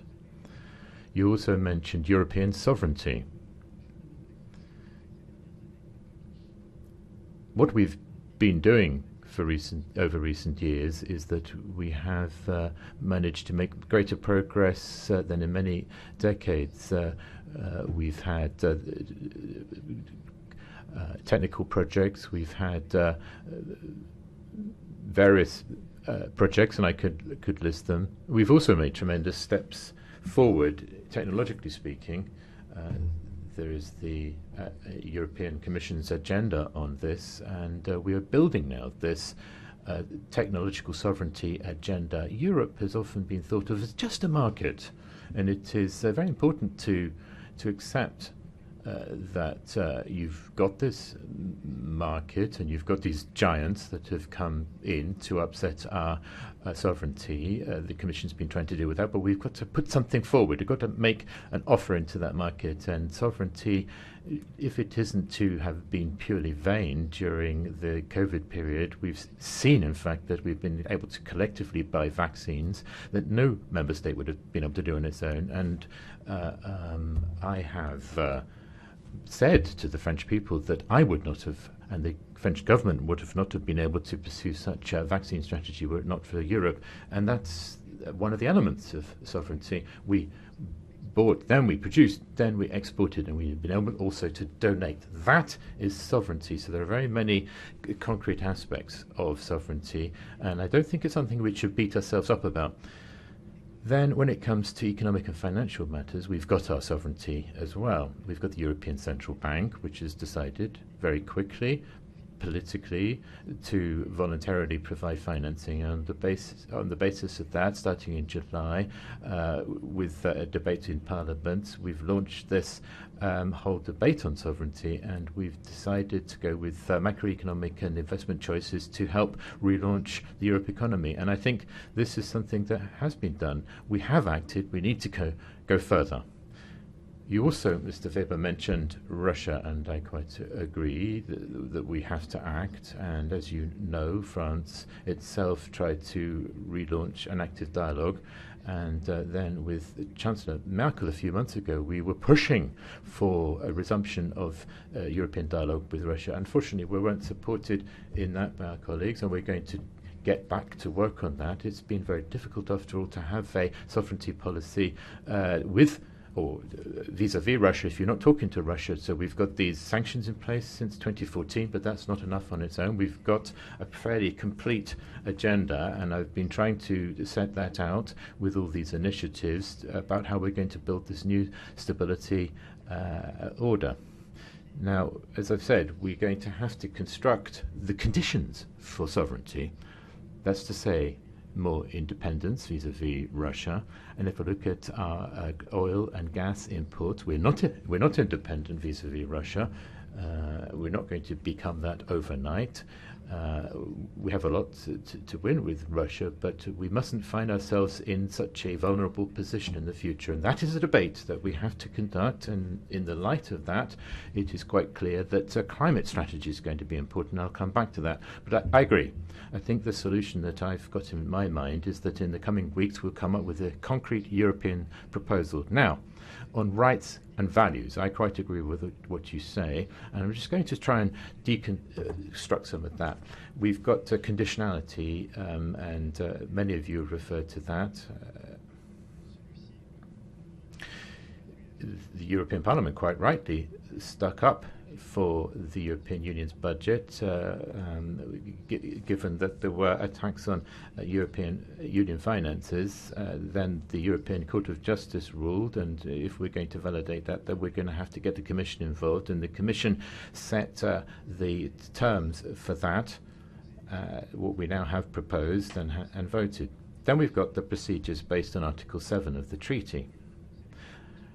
And the procedure is moving on thanks to the successive presidencies of Council. We've got it set for Poland in February and Hungary in March. And so I think, like you do, that it's all moving too slowly, but I do think that it's in our interest to try and convince and modify things, as indeed the European Commission has been trying to do in recent weeks with Poland, because I don't think that the response to rule of law problems is for Europe to draw back. I think for some countries to leave the common undertaking because they don't respect the rules, that's not an answer either. So things are taking too long, and I'm quite sure we're going to have stronger, harder-hitting measures as part of our reforms, and at the same time we're going to have to continue our work to bring round people's minds to this. Now, when we're talking about rule of law, there is effectiveness in moving ahead together, and a lot of this is before the courts. There's significant financing at stake, €1 million fine against Poland daily at the moment for not having implemented a European Court of Justice ruling. And the Commission, as the guardian of the treaties, must not allow, in the face of that ruling, these attacks on our sovereignty to persist. So there are consequences. Now, on climate transition, you were talking about unity, and I'll come back to that transition. It is important, I agree with you. And what President Jadot was saying a moment ago, I would also agree with part of that. There are different accompanying measures which are on the table at the moment amidst the European institutions. I'm just trying to recall that, because that's the context we find ourselves. There's the Fair Transition Fund set up in 21 to help the regions with high carbon intensity levels to transition, 17 billion euros through to 2027. Then there's the recovery plan for Europe. We've got the recovery and resilience facility, helping to fight climate change with real measures, and then we've got what we're doing in each of our own countries, and France has done its bit to do that. Then there's the social fund for the climate, which has been set up also, all with the same intent, and I would put this before you as proof that things are moving forward. I agree with you that we need to move ahead together. Ms. Garcia Perez, on the rule of law, I was just answering the questions on that, but let me just add one thing. It's important here, just as it is in France. There has never been any choice made by France suddenly to get rid of the European flag. Let me just remind you that there are facts at play here, but there was a celebration, and we had the European flag hanging beside the French flag, and that's, as I explained to my fellow citizens, there is no flag on the 1st of January, and so as the 31st of December, as on many other monuments, we decided to fly the European flag alone. And the French one was removed for that purpose. So there's no polemic there. It's just this European intention, substituting one flag for another. Yes, when you get a European flag hanging in those, flying in those circumstances, I'm proud of it. When it comes to our social action and the agenda that you were reminding us of, I'd like to thank you. And I'd like to just say that all of that agenda is important. We've got the minimum wage directive. Okay, there's a huge amount of work that's gone into that, and I'd like to thank the member states who wanted to move ahead. They were the most ambitious socially, but there was a social dialogue transition in those states, which meant that this rather constraining European approach needed to be clarified and sorted out. So we've got this directive on the minimum wage, which is pursuing two main objectives. First of all, the collective agreements for minimum wage, which is a tradition, and when those traditions exist, then you have criteria relating to the setting of that minimum wage. Now, we are, I think, true to our role in the European Union by respecting the powers and the specificities and competences of all of our member states, but try and get social convergence from the top, respecting at the same time all the different models. And I think with that in mind, we should be able this semester to move forward very much in the spirit that you were evoking. On platforms, I think you mentioned Madame Aubry as well. I agree with the philosophy there. I don't wish to ban innovation, and I'm not in favour of just laissez-faire, but we have to have the law in place to manage it. We've got texts in the law in France, which is going through to regulation, and we have to protect workers throughout Europe, workers working on platforms in Europe. So protecting them is not the same as banning the platforms, because these are jobs that go with the platforms, and I think there is a social utility. So we need to create these jobs, we need to circumscribe them, and I think protecting them is important. Then there were decisions made by the European Commission. There were proposals made by the European Commission, and we have to consolidate social rights for all workers, trying to level up. That is something that we've seen at a national level. This is something that has come from the European Commission. We're hoping that it will progress. We will move ahead with ambition on that, because it does provide for a high level of protection. Now, you reminded us, and after you, Madam President, many others did, mention the importance of the equality between men and women issue, and in your words you stressed that. I would just like to endorse how, indeed, at the heart of our semester, this is going to have a number of important texts accompanying it. When it comes to a better balance in company boards, we have a new coalition in Germany, and we do work with them to move the text forward, and I do hope now we'll be able to pick up some speed. When it comes to the fairness of remuneration and gaps that exist between male and female wages, we've got this directive on Celerial transparency, and the principle of equality of remuneration for work of equal value is very much underpinning that. Then there's the prevention against the prevention of violence against women, and we've got the Istanbul Convention as well, which is very important, and there have been a number of member states slightly dragging their feet. So those are a few points of clarification I wish to make. One thing that was mentioned on a number of occasions is that we hold these speeches, yes, words. Words are what we use. We've not found a better solution for the time being, but they are followed by acts and by texts which are in the pipeline. They're the fruit of our common labours, and that's something I've just been saying will apply to this semester. Mr. Cicerone, thank you very much for what you were saying about the Europe of youth and young people. European civic project, I think, is important. We're about to celebrate the Erasmus anniversary, and the choice that has been made collectively and that you voted for, I think, will increase the budget significantly, extending the Erasmus program to young apprentices and allowing us to really move the bar on that.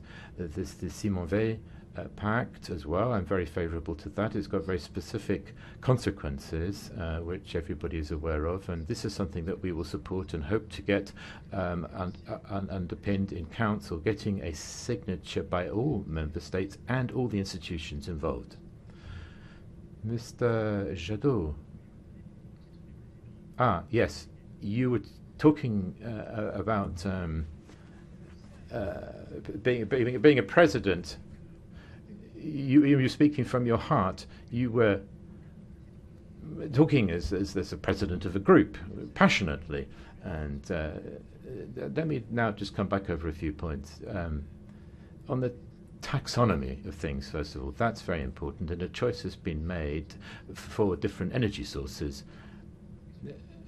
Some of you picked up on this, and I'm somewhat surprised that there are any criticisms being made of text being signed on subjects of a social, environmental, or energy character with countries like Poland and Hungary.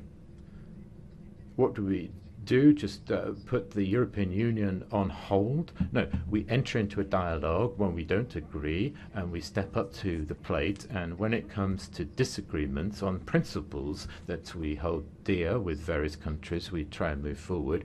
We shouldn't hold up the rest of the agenda. This is how Europe works. Otherwise, Europe is completely blocked, because tomorrow one of your colleagues might say, well, we don't agree with you at all about the climate, which is the most important thing. You don't deserve to be at the table when we're talking about equality between men and women or rule of law. No, that doesn't work. No, you see, that's the way Europe works, and it gives us the possibility to move forward and progress. Next, and I'm being very sincere here, we don't have a gas agenda in France. Our history and our electric mix means that we don't need that.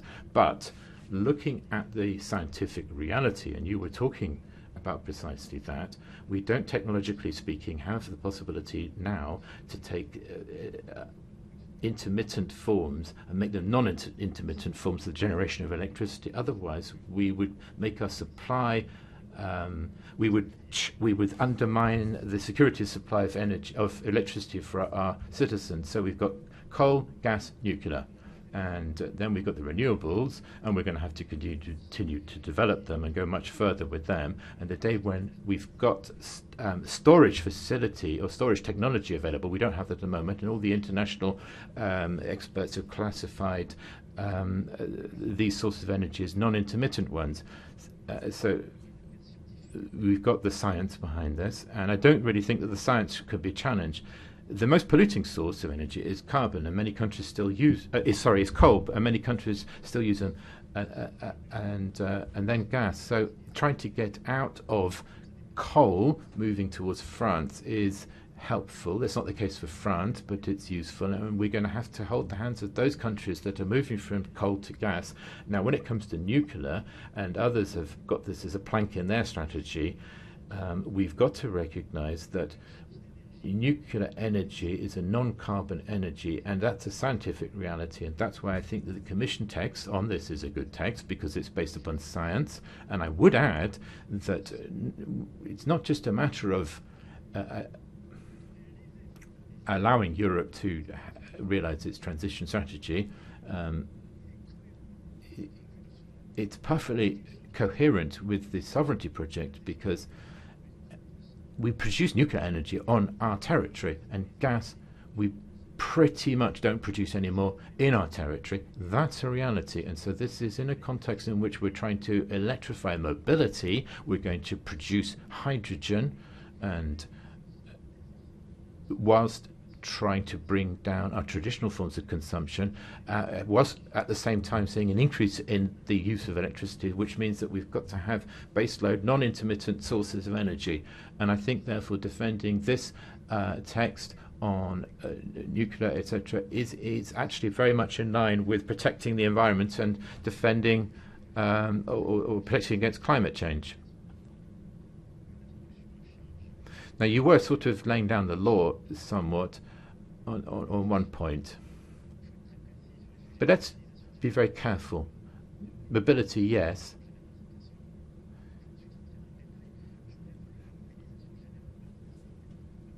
Certainly back in 2018, when France produced a very far-reaching policy on glyphosate, but you were partly responsible in power at the time, and things didn't move forward. So I'm now grateful that we've managed to achieve this agreement on carbon neutrality at the end of last year, where we've got different political forces, I think,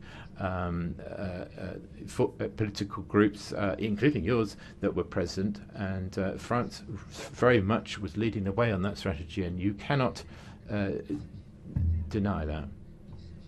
Whether it's the Green Deal, whether it's carbon neutrality by 2050 or banning glyphosate, we've been there, and we've even been criticised for having gone it alone, being too isolated. But this is not a spirit. And I'm just going to say this to Madame Aubry as well. It's not a question of compromising. It's exactly what happens here. It's finding compromises to get useful European solutions. Well, we're not alone. We are very ambitious. And I'd also like to say the extent to which we were the leaders for trade deals.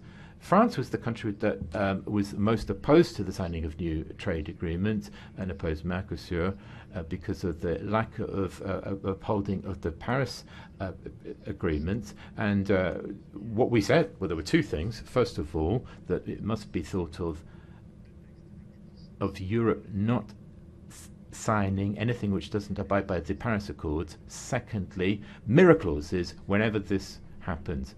So we also have supported the border carbon tax. This is a practical tax, and I ultimately agree with the ambition that you were setting out. But we all have to find a place where, well, we've got these very specific proposals, we've got these very realistic requirements, and this is what we've been trying to do in France, and I'm not going to back over that because this isn't the time or the place, but whether it's the renewing power stations or insulating houses, whatever it might be, we're trying to go faster. It's just that you've got to do it in the real world, and it's exactly the same thing in Europe, and we will press ahead on it. When it comes to investment clauses with China, I'm just going to pick up on this because, well, there are three things. First of all, we signed with Chancellor Merkel and the institutions in 2020 an agreement that was very clear, setting out principles whereby the objective was, first of all, to protect all the totality of our industrial sectors and their intellectual property rather than leaving it anonymous. Secondly, we set clear conditions when it comes to the directives for international labour agreements, so that some of the practices you were mentioned, forced labour, the massacre of Uyghurs, etc., could be stopped.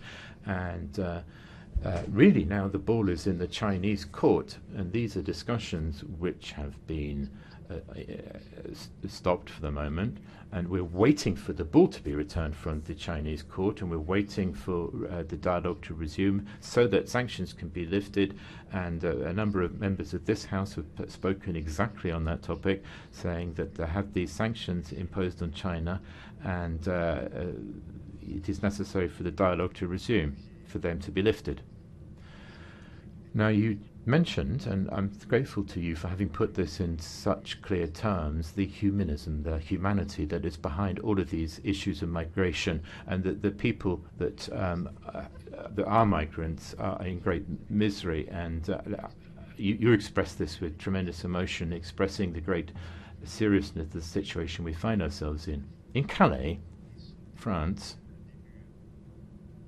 and that from the start of the mandate, my mandate, has faced up to the humanitarian mandate, because what we are faced with here are people who are trying to join their loved ones in France, in the UK, and we've built centres to help process, to feed, and to try and make sure that applications put in can be heeded. But the situation is that almost every week, hundreds of men and women who have crossed Europe, Asia Minor, parts of Africa, find themselves in these reception centres, and we cannot make as if this is a sustainable situation, because these are people living on French soil in Calais, sometimes finding themselves in great need, insalubrity and insecurity, and we are trying to improve the situation. There have been sanctions placed against France, but we have sincerely tried to bring all the forces to bear. It might be interior security or health services, try to bring them to bear. But ultimately we cannot solve that problem if the way in which migratory flows are seen from the British side doesn't change. Our British friends at the moment are trying to adopt an approach which is the one that prevailed at the start of the 80s, where you've got a level of acceptable economic illegal migration.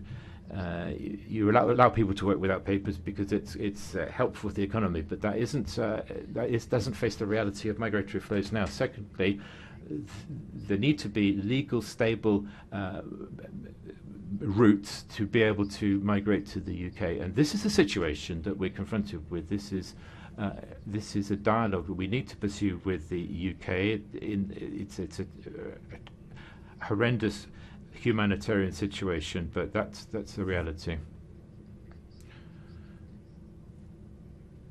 Mr. Bardella, you said that the French people were sad, unhappy. I really don't think that's the case. Then you stood here, and many other speakers did, and what you did here was deliver a pretty Franco-French speech, but you went through it saying pretty much anything that came into your head about any of the European texts. So well done. And the methodical approach that you did that deserves some respect, because it really shows a sort of coherence, if you like. Or it brought to light the incoherence of what you were saying. But so you said that we'd signed a text which removed state sovereignty when it came to migration, but we're sitting around a table in council. I see the president of the EPP groups there saying we're too slow, but we're discussing a migratory pact there. Is it under the famous secret pact? No. So these are areas where we still have some national competence, and this is precisely why we try to provide a relaunch for the Schengen project, and the Commission has produced powerful proposals, what we might do to protect the borders of Schengen, and to give more impetus to it, strengthening our external borders, improving cooperation, and trying to coordinate the return at a central level to the countries of origin. So I think the tenets of what you said are just not right. We're confronted by a migratory pressure at the moment. There are a number of fundamental different reasons for that, and we have to try and set about working through them, methodologically speaking, as we're doing with Africa at the moment. But we still need to protect our external borders. We have to fight against the inefficiencies of a common approach, which tends to lead to rather absurd policies between member states from time to time, and then we need to make sure that people can be returned to their countries of origin on a common basis, which isn't working at the moment. So I think that's what I would say about that. I think I've covered the other topics. Mr. Lugetko, Mr. Fito, you were talking about the rule of law. I think I've covered most of the other topics, but you mentioned the Growth Pact. Let me just say 2 words about that. During this crisis in Europe, we've had a very effective and pragmatic approach, learning from the past, and we've suspended the classic rules in order that we might act, and we've given ourselves, the first time in our history, this recovery plan which has allowed us to provide massive investment at a European level. So the question then is, how do we get back to normality? Now, we're not going to see the same normality as we had before the crisis. We are going to have to tackle macroeconomic issues in the light of the reconstruction of our European independence, firstly, and we're going to have to do that in the light of making necessary investments. We've talked about the investment in the climate, which is going to be absolutely massive. We're going to have some national ones, some European ones. Then we've got the technology agenda as well, and the digital agenda, and the social agenda, which will accompany those, and then the geopolitical requirements will need us to invest, and that's just the start of the list. So this shows how we are this is the logic of our new investment strategy, and we will have to have a strategic discussion in March, where we look at how we can bring to bear the budgetary responsibilities and other responsibilities. This is common money after all, and then we're all going to have to be ambitious in our investment policy. Otherwise, we are going to be left behind by American and Chinese powers, which are increasing their investments in many areas. And if we want a proper space strategy, if we want a proper semiconductor strategy or artificial intelligence, quantum computing, and the list goes on, then we're going to have that kind of an investment policy. You mentioned free trade, Madame Aubry. You then went on to say something very true. The French presidency of the European Union mustn't be a stepping stone. You're right. Mustn't be an electoral stepping stone. So you're right. I'm not doing it. Le dernier sujet que vous avez... The final topic that you mentioned, more important still, affecting people's lives, is this question of the vaccines. And I wish to defend our Europe, all of us and the Commission, first of all, because we are the only area in the world which has bought and then very rapidly produced more than 2 billion doses to date and has never had any export ban. And we've produced almost 2.5 billion doses. We've exported half of them. No other area in the world has done that. The US, for months and months in the crisis, banned exports and the component parts, and also to emergent and developing countries that weren't able to produce for themselves or for others. That's a reality, and we're going to have to be when we say that Europe is a strong and responsible model, then we have to step up to the plate. That's the reality. We've done it. We've always exported 50%. And from the very start, we initiated solidarity measures. So it was an initiative of Europe and Africa, the ACTA initiative, which led to this vaccinating dialogue and policy. And as of April 2020, and I myself was in the African Union Bureau meeting at the time and was able to convince all the members of the G20 to press ahead with it.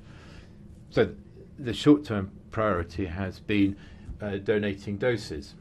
And I mentioned what we were doing on that. We had already provided 100 million doses, whereas China had done 60 million. These are realities that we shouldn't forget. There's this geopolitical competition, and we shouldn't allow ourselves to find ourselves on the back foot. The second element is that we said we need to have an agenda on this, a timetable, and we got one straight away in order to assist Africans with producing vaccines. But let me say here clearly that today's vaccinations can't be carried out by producing vaccines now.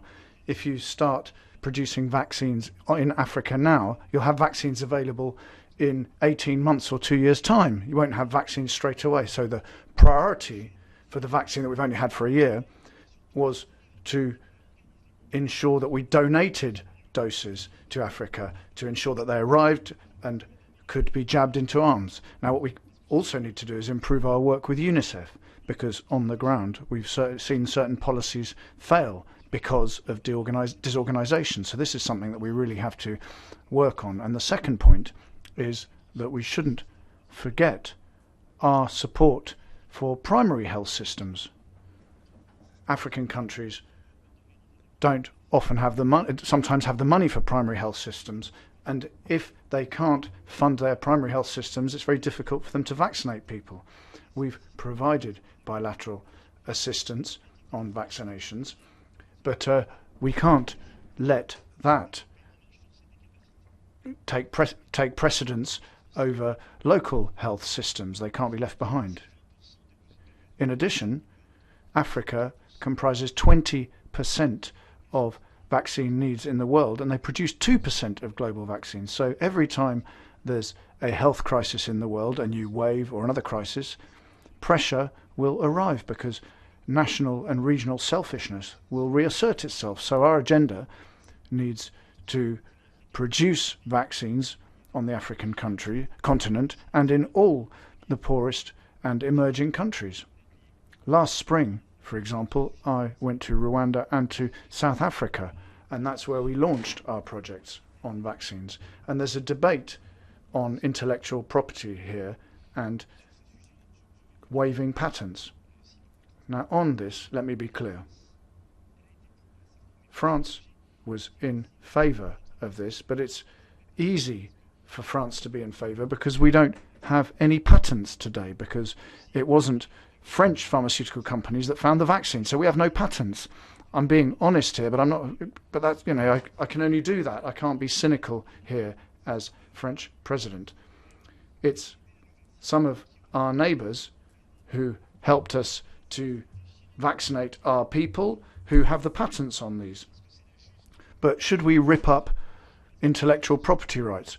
Well, no, I don't think we should, because that is the appropriate reward for research.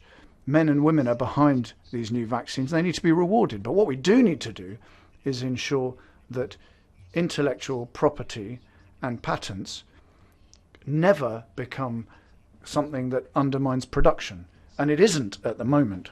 So, yes, this is an ideological, political debate, a worthy debate, and I'm happy to tell you what I think about it. But it's not something that is appropriate, because firstly you have to transfer the technology and create the capacity. We currently don't, in France, have the capacity to produce these, for example, and we're not blocked when it comes to intellectual property rights. We just want to transfer the technology to the African continent. That's what's important to us. So these debates are important. They're political debates in the noblest sense of the term. But we shouldn't move away from what's practical, because we have to move forward when it comes to helping Africa. So the priority is to finance those structures that produce vaccines. We need to create partnerships and transfer technology. And that's where Europeans, together with the World Health Organization, and by putting pressure on large pharmaceutical companies, need to be more present. We need to speed up this transfer of technology to ensure that those who have the knowledge delegate teams to start production in Africa. So Europe is the continent that has done most on this by far. The European Commission has several times been to Africa to develop African capacities in Senegal, Rwanda, Canada, South Africa, etc., and will continue doing that. The proposal that I hope we'll be able to make as Europeans, and which we'll be working towards during the coming weeks, will be a joint African-European one. And the idea would be, as the Director General of the WTO proposes together with the Director General of the WHO, the idea is to ensure that every time we create these capacities, we lift all restrictions in terms of capacity, intellectual property and technology transfer, so that we can ensure that capacities can be developed in Africa. So by the end of February, what we're hoping to do is have a joint proposal that we can bring to the EU-African Union Summit on COVID vaccines and other vaccines, and hopefully we'll have an agenda to defend. President, I think I've responded to the questions that you asked me as well, because you asked on the growth model and on our values, and I think I've been pretty exhaustive in what I've said. Thank you. Merci. Merci, Monsieur le Président, pour... Thank you, Mr. President, for those replies. Now we begin with backbench speakers, and the first is François-Xavier Bellamy from the EPP Group for 2 minutes, please. So I will be strict. Monsieur le Président de la République.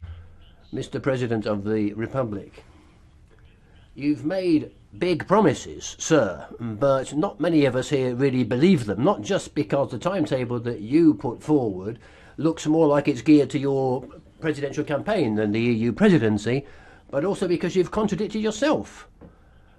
You've played around with the meaning of very important words so much that you have, to be quite honest, sir, lied.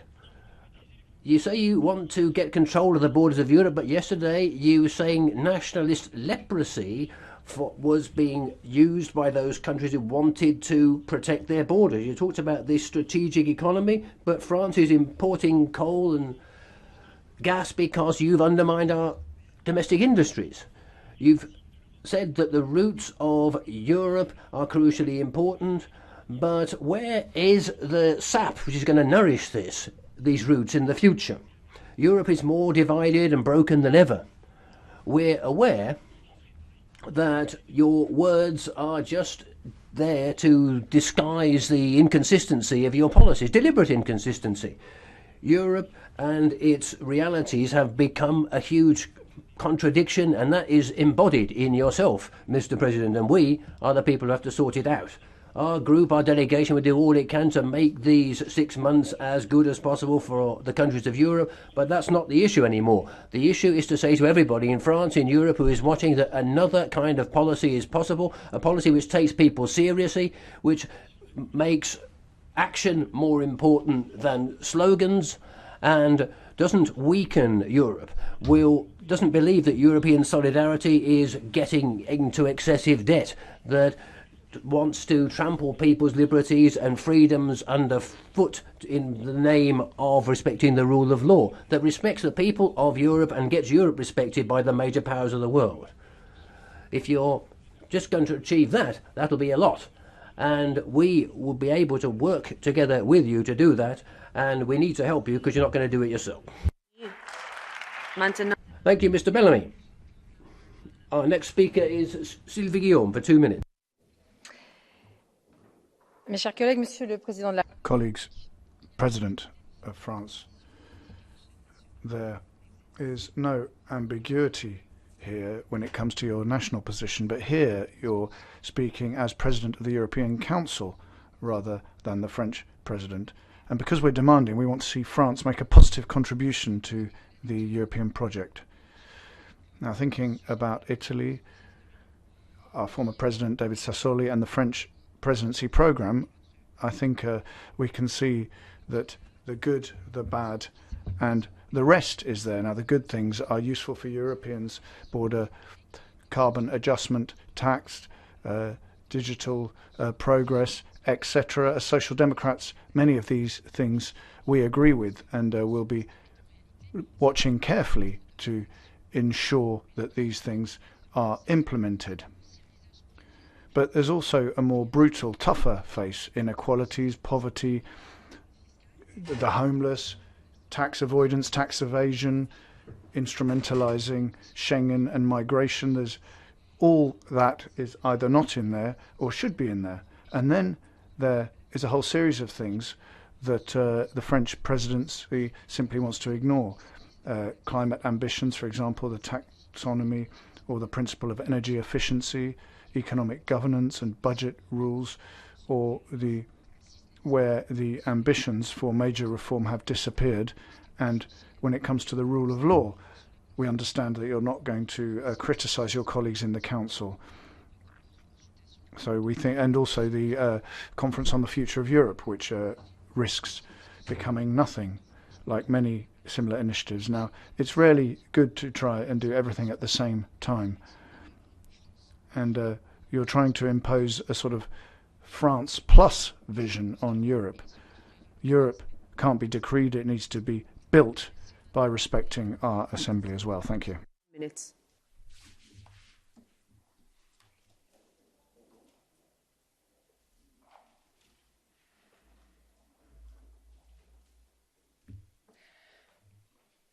Dear Mr. President, dear colleagues, the Pegasus spying scandal is the European Watergate. And Mr. President, you understand it more than anyone else in this chamber, because you yourself were also targeted with the Pegasus software. So I call for your solidarity with the journalists, lawyers, and politicians in Poland and Hungary who were spied on by their own governments. Most targets in Hungary have one thing in common. They were all critics of the Orbán government. Clearly, this is their way to intimidate all of us who still dare to defy them. So, Mr. President, this should never happen in Europe. We have to acknowledge that. And we ask the French presidency to finally address democratic backsliding and to address the Pegasus spying scandal in the Article 7 proceedings. Because if governments in Europe can continue to use Secret Service weapons against political opponents, to go through family pictures, to listen into private conversations without any consequences, then we cannot speak of democracies anymore. And thus, the very foundation of the European Union will fall apart. The EU has to take action, and the French presidency now has the chance to do so. Mr. President, we are counting on you. Thank you very much. I give the floor next to Jordi Soler for 1 minute.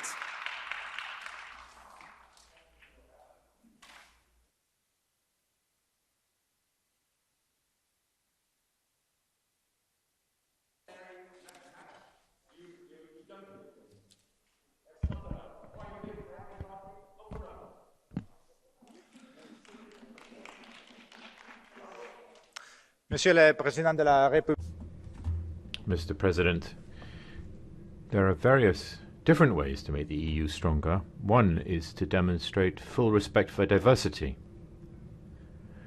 We mustn't be frightened of diversity, neither must we distrust democracy, since these are the two traits that characterize us. But diversity, in particular linguistic diversity, is having a hard time in Europe. In Catalonia, the Spanish courts are trying to end the educational model that has allowed students to master both Catalan and Spanish. In France, languages such as Occitan, Corsican, Breton, Alsatian, Basque and Catalan are still considered to be second-class languages. Be courageous and ensure that these languages acquire the rights and resources that they deserve, and as was initially the intention of the Molac law. Mr. President, we talked about the promise of European democracy, and we hope too that the European Union will want to uphold the democratic rights of all peoples to be free to choose their best future and thus take up their rightful place in this union. Nicolas Bay for 2 minutes. Thank you, Madam President. Mr. President of the Republic, I remember September 2017, your speech at the Sorbonne, the expression of a certain kind of European ambition, which as your term of office has gone on, has become more and more empty and more arrogant. Now we're on the threshold of a new election. You're a president, but of course you're in particular a candidate, and you're using the presidency of the French presidency of the European Union as a marketing opportunity, not as a chance to improve nations and people's lives. Because your form has been marked by failures. Failures as far as posted workers are concerned, where there's still unfair competition with countries in Eastern Europe. A failure to get Europe and France respected. When Erdogan provokes, humiliates and threatens, we still continue to spend and pay billions of euros to Turkey, which looks more and more like extortion. And we're now going to renew the customs union as well. Failure as far as the nuclear issue is concerned, which you basically abandoned for 4 years and have recently rediscovered. But your own commissioner, Thierry Breton, said that we're only going to nuclear will replace 15% of electricity as opposed to 26% today. It's a failure as far as the recovery plan is concerned as well. France is also lagging behind Europe as far as our borders are concerned. Only 1 illegal immigrant in 10 is expelled. Do you really think you can do in 3 weeks what you failed, or 3 months to do what you failed to do in 5 years? And also, it's not really your programme, it's the Commission's programme. And it's that which the people of France and the peoples of Europe as a whole will be aware of. We're not doing enough as far as our external borders are concerned. We're not putting forward Europe as a cultural product. We're not putting forward Europe as a power which persuades rather than threatens. We're not having France's voice heard. You said you were going to make France's voice heard, but in fact you're trundling along the old rails laid down by the Brussels technocracy. It already looks like you've missed the boat as far as your presidency is concerned, sir. 5 minutes. Sí, gracias. Enhorabuena. Thank you. Well, congratulations, President Macron. You've managed to persuade many millions of Europeans that the Europe that they want is the opposite of yours, the Europe of arrogance and bullying that has now reached the European Parliament, which abuses its speaking time to campaign for the French presidency in the European Parliament, as you did in your unprecedented 39-minute long response to the questions. Europe is in a dramatic situation. There is an explicit military threat to the east of the European Union. And we have Poland under direct threat together with the Ukraine. And you can't defend our borders. You can't defend Poland. You come here and you say that everyone is to blame. Poland and Hungary are to blame, as you say, whereas you're applying measures under the pretext of COVID that seem Chinese in nature. And then the violence that you exercise against the yellow vests and demonstrators, that's also Chinese. These are violations of the rule of law. These are tools that you're using in your ideological war against Hungary and Poland. Your presence here is unprecedented. You haven't said anything about birth rate issues, about families, the massive economic problems that families are facing as a result of the pandemic. It seems that the speaker is interrupted. Go ahead.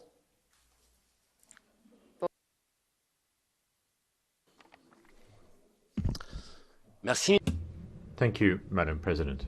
Mr. President, candidate, you just criticised some for using this debate for electoral purposes.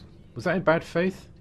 You are trying to keep to the calendar of the French presidency, having it as a place upon which your ambitions for France are being sacrificed, and you presented yourself this morning as the candidate for industrial sovereignty for all of the different foundries. And in fact, what's happened is that you're the president of industrial decline. You said you were in favour of climate protection, but you've been condemned in the French and European courts for climate inaction and environmental inaction. You've presented yourself this morning as the candidate for the rule of law and the defence of freedoms. Nonsense. You are the president that this parliament itself has said has been responsible for the disastrous Gilets jaunes movement. So you've not lived up to your own good promises, and in a few months' time the French will be able to make their vote. I give the floor next to Mislav Kolakušić for 1 minute.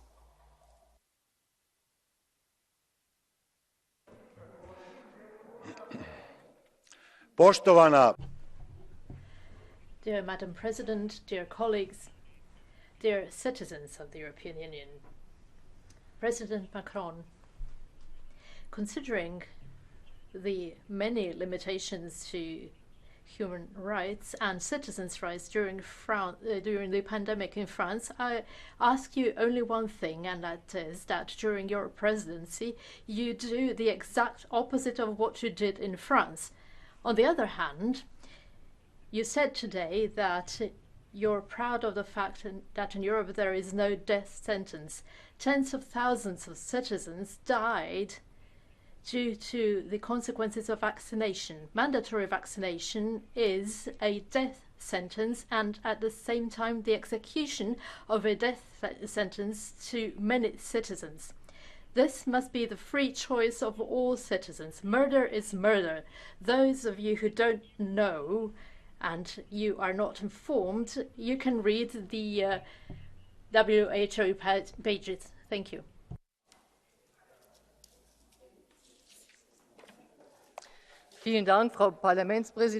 Thank you, President Macron, Vice President, colleagues. All the best for the French Council presidency. President, you spoke of freedom as a European promise.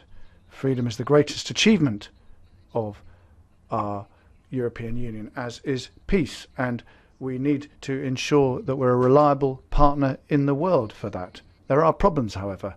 We have no European response to Russian aggression on the borders of Ukraine. I think that one of the most important tasks of your presidency will be to ensure that the 27 member states stick together. When it comes to Russia, member states need to agree on one way of acting, because it's only then that we will be respected in the world. Otherwise, we'll shamefully see that Russia and the United States decide on European security architecture and our future. Now, a second issue is sustainability. You said that that was going to be a focus of your presidency. Now, for me, that means not living at the cost of future generations, and that goes for financial matters as well. We can't leave debts behind for future generations. France has a state debt of 115%, one of the highest in the Eurozone. In the European Union and the Eurozone, we need to have solid, sustainable budgets. I was in favour of relaxing our debt rules, but we shouldn't be living at the expense of future generations. Thank you.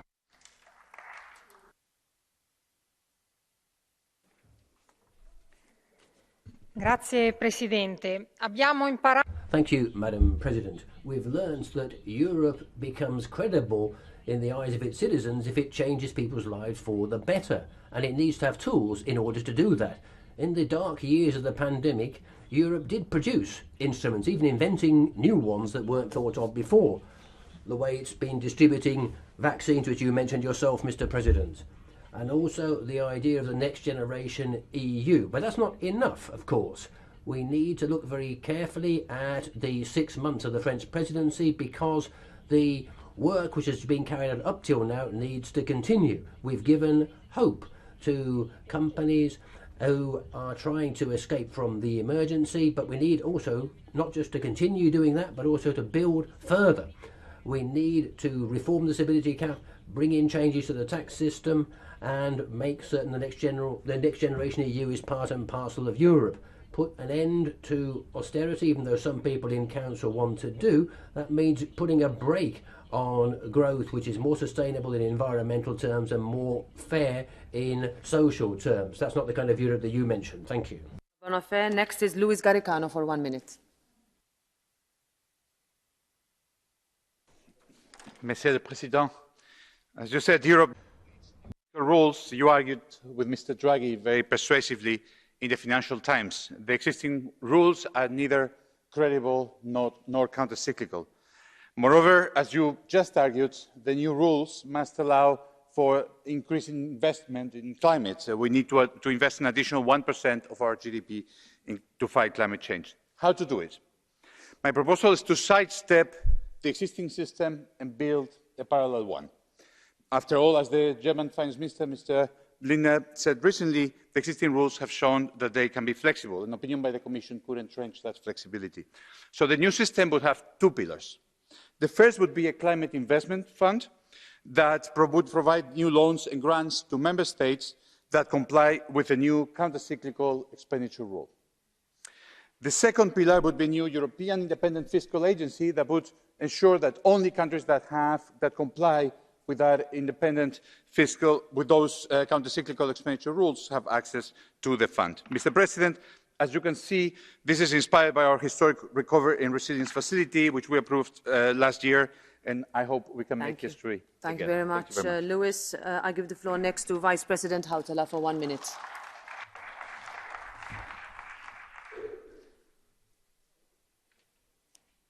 Madame la Présidente, félicitations.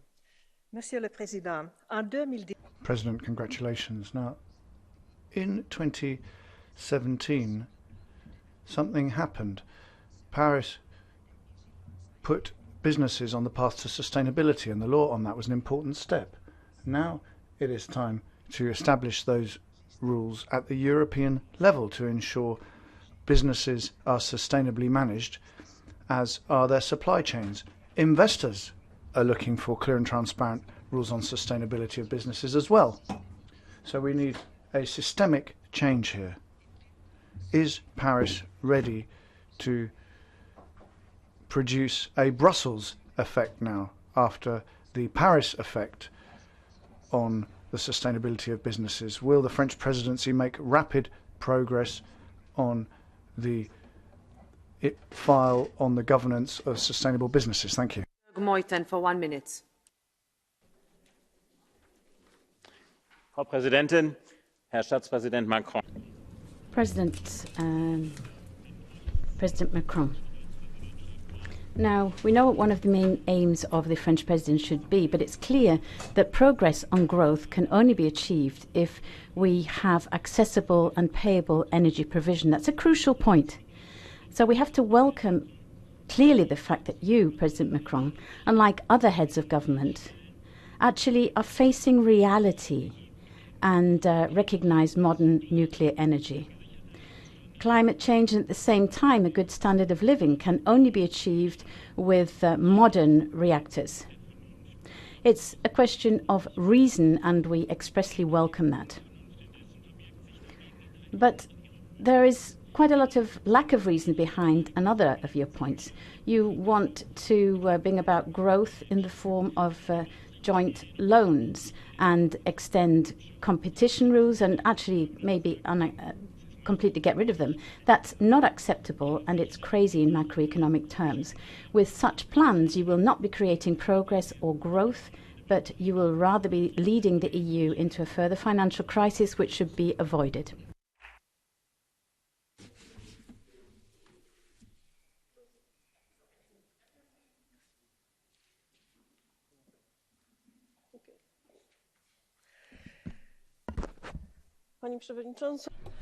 Madam President, Mr. President, ladies and gentlemen,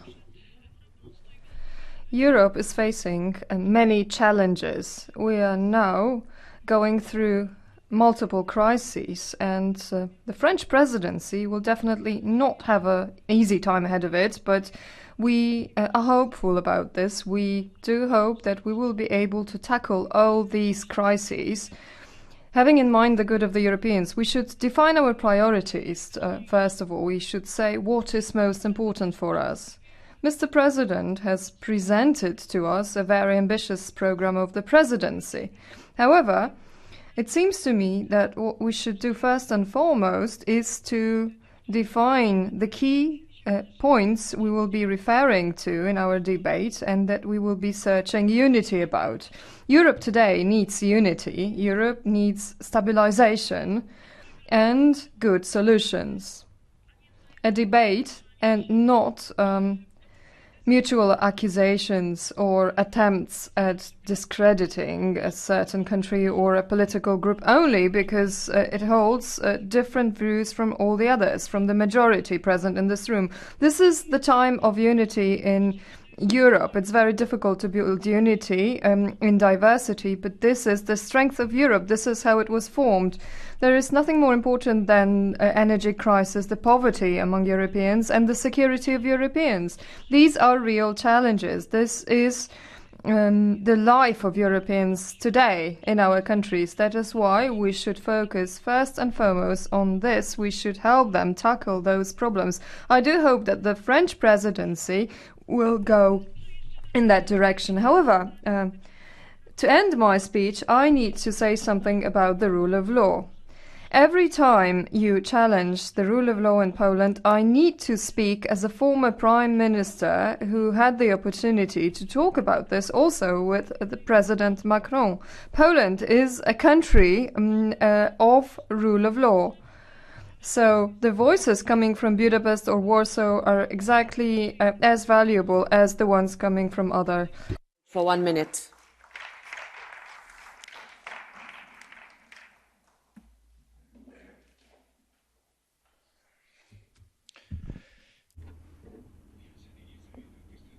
A few modest comments, if I may, Mr. President, in light of what you've said. First of all, double standards. We should give up double standards and give up political blackmailing. Double standards and this kind of blackmail is not honest. It is also contrary to the rule of law and it's very much detrimental to our European values. Furthermore, I would say that you can't take political mileage out of everything, make everything into an issue of ideology. In addition to that, it is contrary to our European fundamental values. You may be talking about liberal democracy, and yet that is not what it's about. Also, I don't think it's a question of ideology, but a question of technology when we address questions of energy. What kind of energy is green? What kind of energy is not green? I think that without nuclear power, it will be impossible for us to meet our ambitious objectives in our energy policy area. And finally, our outside borders. We need to defend our external borders. You can't let everyone in. You can't put pressure on others, pressuring them into making the same mistakes as you have made when it comes to illegal migration. Done for 1.5 minutes.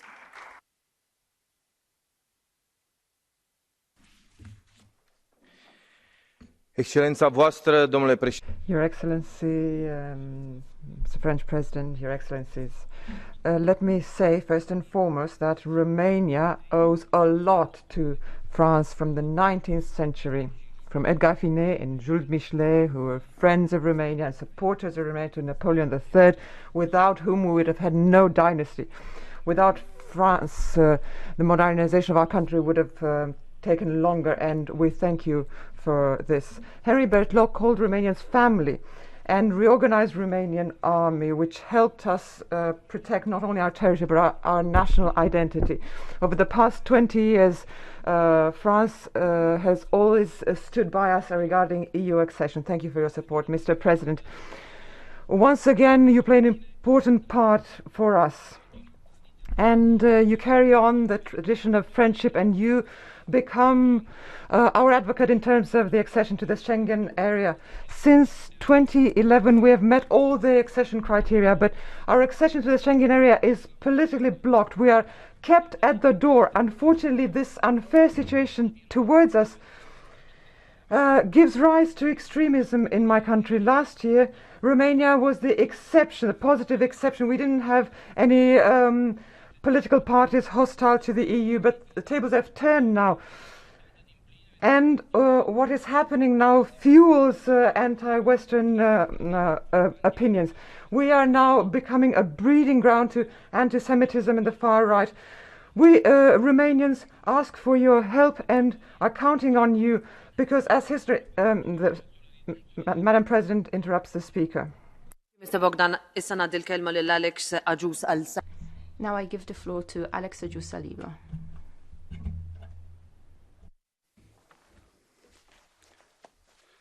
Signora President, Madam President, President Macron.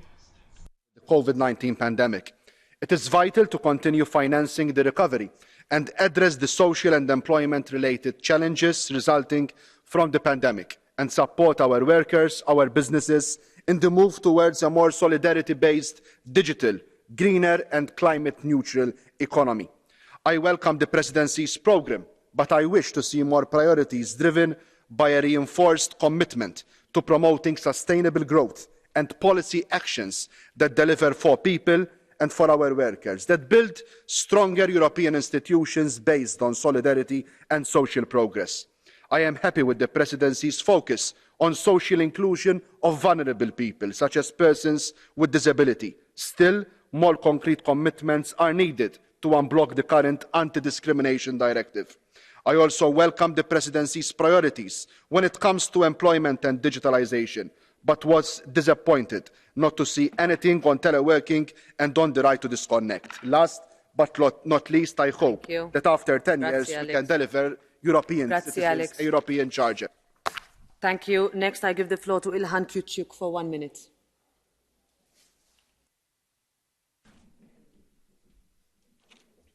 Thank you, Madam President. Cher Monsieur le Président, relance, puissance, appartenance, la devise de la présidence française de l'European Union. It perfectly describes the needs of today's European Union, facing the health crisis, the rise of aggressive powers, and climate disruption. A Europe that relies on unity to lead through these difficult times. You mentioned a lot of priorities, but I want to focus only on 3. Building a genuine European sovereignty and strategic autonomy. If we don't go forward with that, Europe will always be blamed to be too little, too late. Second, engaging with Western Balkans and Eastern Partnership countries. Mr. President, engaging with Western Balkans is the best investment in securities, values, and European interests. Countries from Western Balkans are historically and geographically part of Europe, and they deserve to be part of today's European Union. And thirdly, Conference on the Future of Europe. It is not a listening exercise. It is a project that can lead and renew European Union for better. We need more efficient European Union. Thank you. Thank you very much, Mr. Kuciuk. Next is Rasmus Andresen for 1 minute.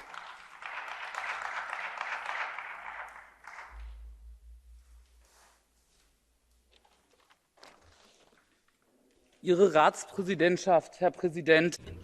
President, your council presidency unfortunately got off to a bad start.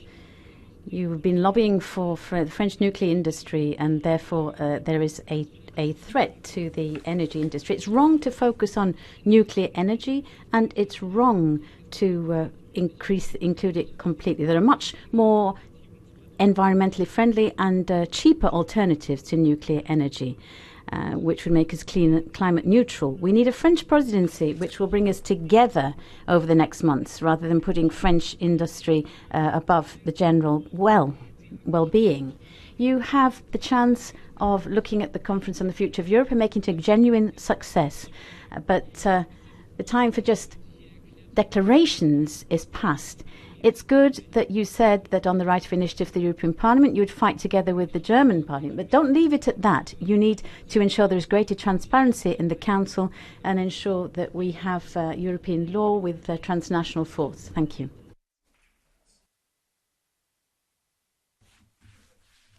Thanks so much, Monsieur Macron. I prepared my speech in Estonian, but sometimes it's easier to talk you with directly, because just direct about your comments. First of all, you pretty much attacked Poland and Hungary about the rule of law. We have to remind that all the discussions started 2015-16, when Poland refused to participate in the common migration policy. And nobody didn't care in Brussels that the migration policy has been always part of the member states' policy. It's not part of the EU policy. Secondly, we are attacking the court system. That is too political. I just checked. In Belgium, the judges in the Constitutional Court, half of the judges are appointed by the government, political government. And thirdly, if we are attacking about rule of law, Poland and Hungary, and at the same time, you, Mr. Macron, a few weeks ago, just said publicly that you're going to piss off all the people who are not vaccinated. I thought that vaccination is free. It's good if you're vaccinated, but nobody can't blame on you, nobody can't fire you, nobody can't put you like the punishment if you're not vaccinated.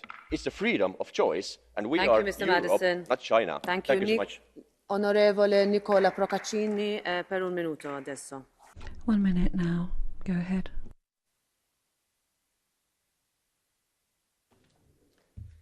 Grazie, Presidente.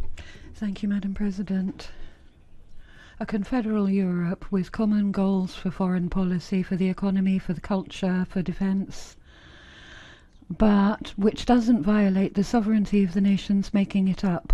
That was the idea of one of your predecessors, President de Gaulle. Unfortunately, it hasn't been his idea, Mr. Macron, that has gone forward.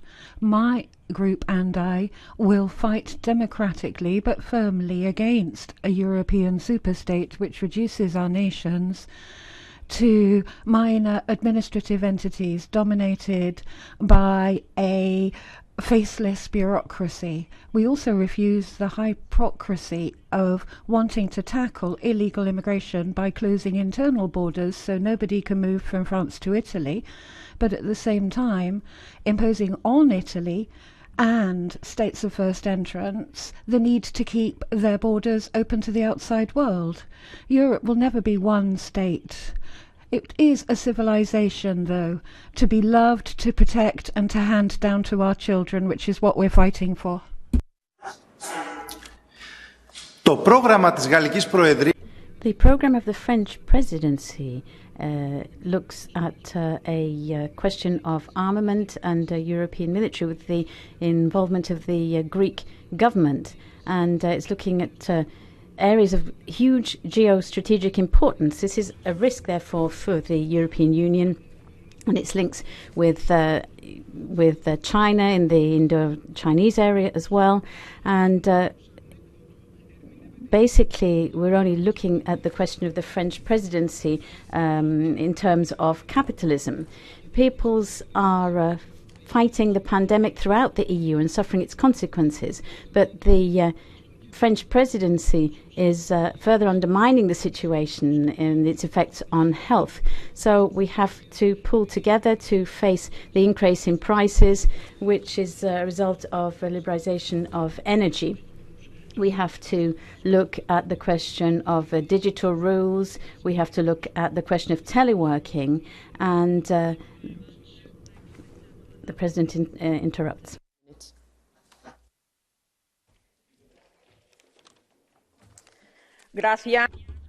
Thank you, Madam President. President Macron, we have major challenges over the next 6 months. The pandemic, we in fact want vaccination and a Europe of health. Faced with the economic crisis, we support our industry, our workers, our self-employed, our farmers.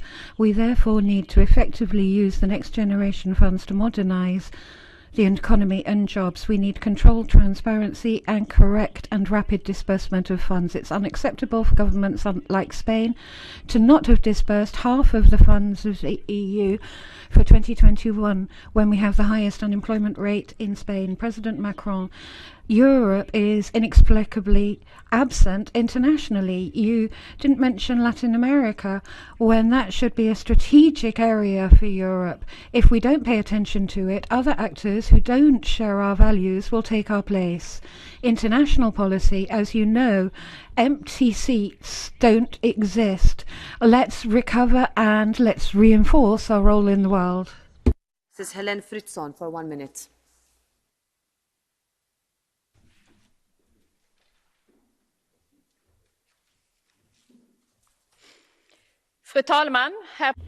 Madam President, Mr. President, I welcome the priorities of the French presidency. But EU work shouldn't just be about words, it should be about action, action now. And therefore there's a heavy responsibility on your shoulders, President. There's an ongoing pandemic. We still need to cooperate. We need to make sure that more people get vaccinated. The EU also needs to take measures in order to help us with the green transition. It's a matter of urgency. And furthermore, we must make sure that we have gender mainstreaming. A third of women in Europe have no work. Women and girls are subject to violence every single day. It's time for a Europe of equality now. We cannot wait another few decades. Finally, I come from Sweden. You've spoken about minimum wage. You've spoken also about each national model being respected. That's very important for us in Sweden and for our model. Thank you. Next is Charles Goerens for 1 minute.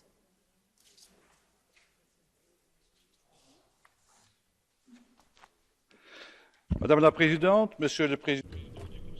Madam President, President of the Council of the Union, of the 27 heads of state and government, there is a majority who, let's be honest,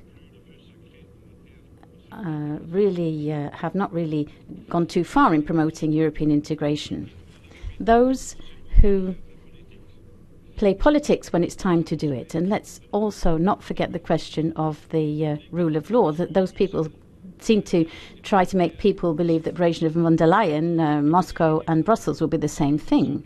And then I would say that von der Leyen is one of the only people who is adopting a pro-European stance, along with the president who has taken over the council presidency on the 1st of January. He is projecting a future for our citizens in Europe, for our countries and for our continent. President Macron was brave enough to make Europe a major stakes in his electoral campaign in 2017. We can learn from him that in politics we constantly have to preempt. Despite the current context, let's dare to work together in order to make Europe stronger, better protected, more dynamic. Next is Gerolf Annemans for 1 minute.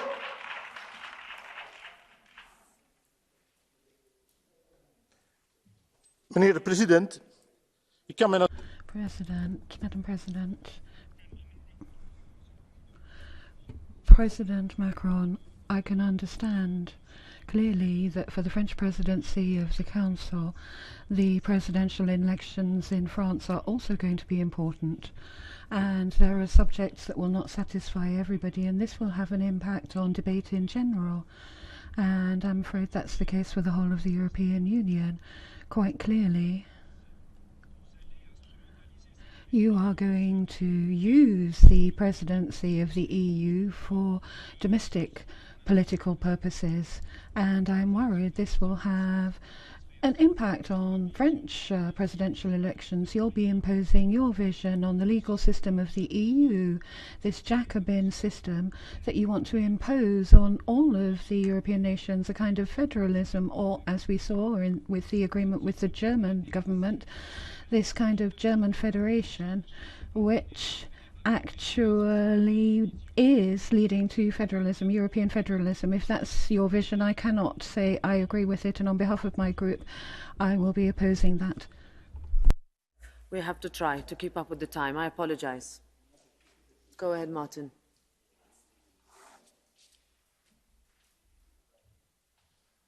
Thank you, Madam President. Mr. Macron, when I first heard you present the priorities of the French presidency on the 9th of December last year, I was struck by the sincere passion with which you talked about regaining European sovereignty, defending its values and interests. A few days later, however, you visited Viktor Orbán in Budapest, who not only disregards the European values that you seek to defend, but acts as a Trojan horse in undermining its sovereignty and geopolitical interest, echoing Moscow's position at a time when Putin conducts a military offensive at our borders, adopts Cold War rhetoric, and revives the Brezhnev doctrine by outlining its spheres of influence in an ultimatum like Stalin did in Yalta. How do you wish to go about attaining European sovereignty given the apparent challenges that pro-Russian illiberalism poses, and what reforms do you propose in our institutions and procedures to further your objective? Thank you. Thank you very much, Mr. Gyöngyösi. Next is Vangelis Meimarakis for 1 minute.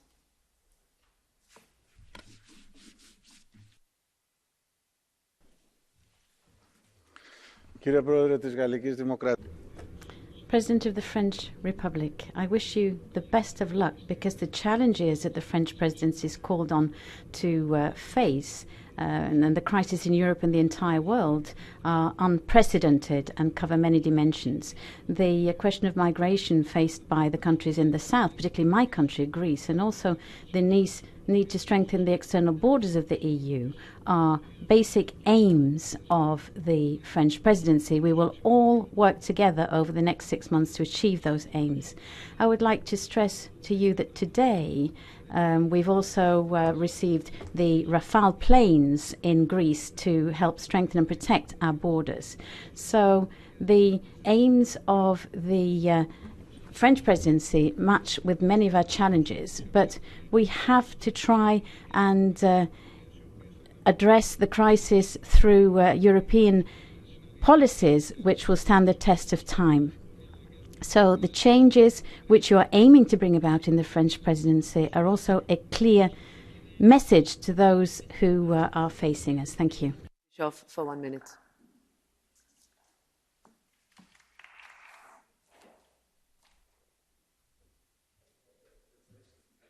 Monsieur le Président. President, Europe shall be social or it shall not be, in French. It's not a coincidence. It's not a coincidence that that particular dictum comes from the French language. I think it's part and parcel of any French presidency. You always talk about social Europe. And I completely agree. Inequality is a threat to us. Recent studies have shown quite clearly that COVID really has accentuated inequality. That's why it's so important for us to have this flagship project for fair minimum wage, something that will really make a contribution to our taxpayers, to their pockets, so to speak, to make sure that they have work, that they are paid correctly, and to make sure that they have a good policy when it comes to remuneration. So the French presidency and indeed our parliament need to be up to the mark. We need to meet that obligation. You referred also to Mr. Schuman. You talked about creative efforts. On that point, allow me to ask you to also refer to Regulation 883 and social security. We need to have creative thinking there too. Thank you. Is Valérie Hayer for 1 minute.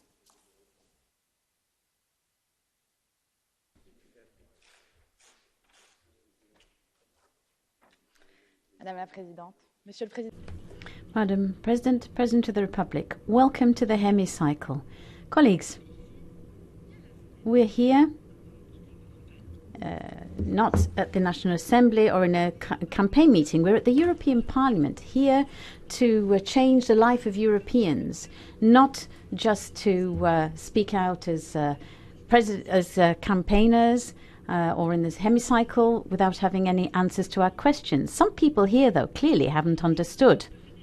I refuse that this debate, which is so important for Europe, should be undermined by bad faith. You cannot complain that the presidency hasn't been moved and at the same time say that we're not moving fast enough in moving forward. You cannot claim that France is isolated whilst your own political groups share the political aims of this French presidency. You cannot take hostage the European idea for your own political calculations. President of the Republic, you are in friendly territory here. You will have a solid majority to transform Europe along your terms. Thank you. Next to Paolo Rangel for 1 minute.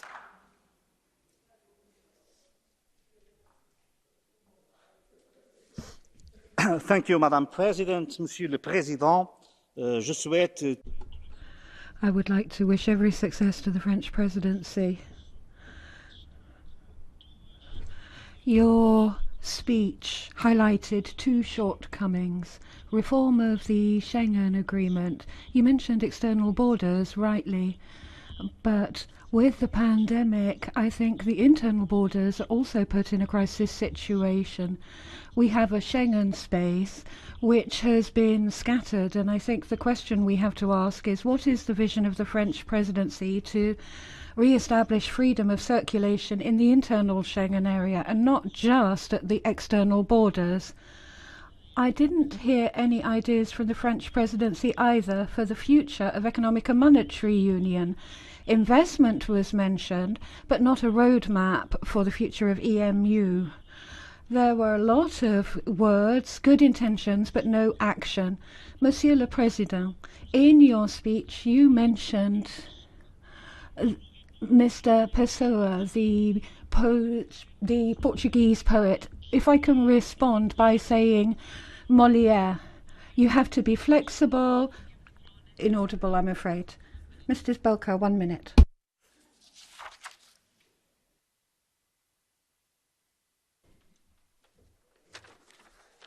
Madam President, President of the French Republic. In mid-2020, the French and Dutch ministers published a non-paper on the social and sustainability aspects of EU trade policy. It called for the increased efforts by the Commission and the Member States to implement ambitious environmental and labour standards, as well as sustainability criteria into the functioning of the international trading system, and to encourage responsible business conduct. Over 18 months later, we can appreciate that many of those calls have been transformed into priorities of the French presidency. However, we miss more details on the fate of one important legislation. The Sustainable Corporate Governance Directive has been already twice withheld from publication by the Commission. And yet, the presidency programme refers to this legislation as a future initiative. Well, the future is now, and the French presidency should take concrete actions to make this legislation a reality. Thank you very much. Mr. Belka, before I pass on to Mr. Verhofstadt, I would like to announce that we now open the second ballot in the election of the quaestors, and as there is one seat to be filled, you can only, dear colleagues, vote for one candidate. So I declare the vote open until 3:15, and we will announce the results at 4 o'clock. Mr. Verhofstadt, I took a little bit of time now, so I'll give you a little bit of flexibility on that. Go ahead, you have the floor. Take it from my time. I will not take it from your time, I promise. I'll take it from my own. Vous avez vu, Monsieur le Président. President, you'll have seen that most of our French colleagues are absolutely obsessed about the French elections, presidential elections. We've heard all the attacks, Mr. Bellamy, Mrs. Aubry, and I forget some, Mr. Bombard, except, of course, Mr. Jadot. I understand that. He's the only candidate. Officially speaking, in this chamber, he is the only candidate. So I suppose he's still enthusiastic. It's just the beginning of the presidential campaign. So, hence, the kind of discourse that we've heard. I mean, I thought maybe you were on radio or on television on Antenne 2 or TF1. I wasn't quite sure when I listened to you speaking. Anyway, what we don't need here is divisions. What we need for the next 6 months is unity, European unity. Mr. Jadot, it's a critical time for Europe. We're being threatened from the inside. Look at Kaczynski, look at Orban. We're being threatened also from the outside, external threats by Putin. And therefore what we need is unity, not just in France, but in Europe across the board. And therefore, President, I would say to you, whatever happens, whatever you need to do in Europe, we know that European citizens support you. Thank you. I give the floor next for 1 minute to Esther de Lange.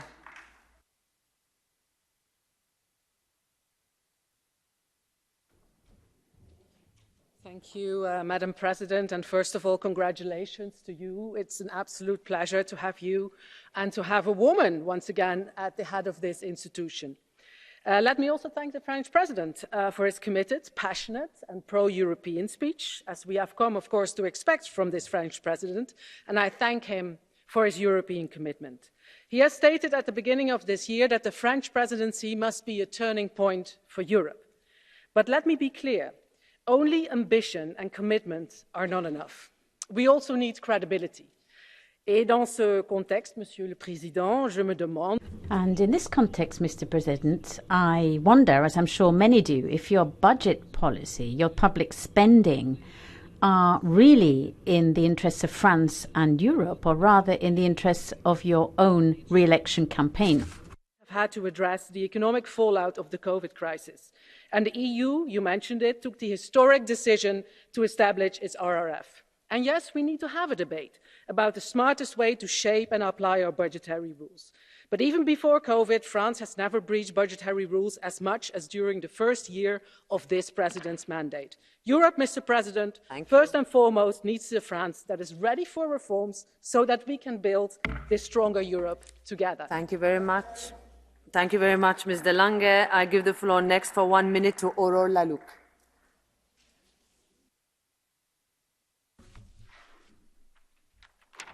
Merci, Madame. Thank you, Madam President. President Macron, at European level, if you can impose nuclear power, you can impose anything. But really, I think we need to know what France genuinely wants, specifically, concretely. And I would insist on those terms because at European level, France does excellent speeches, flurries of rhetoric, but when it comes to implementation, it's a bit more difficult. And what we don't want to see is the watering down of directives or treaties on taxation, on banking, for example, or taxonomy. So the question is a simple one, whether France will defend a reform, an ambitious reform of the Stability and Growth Pact with the same strength it did the inclusion of nuclear, or are we going to exclude functionaries' salaries from budgets because we need investment in health, in education and so on, or are we going to make everything slightly less ambitious? And let's hope everything works for the best. For 1 minute.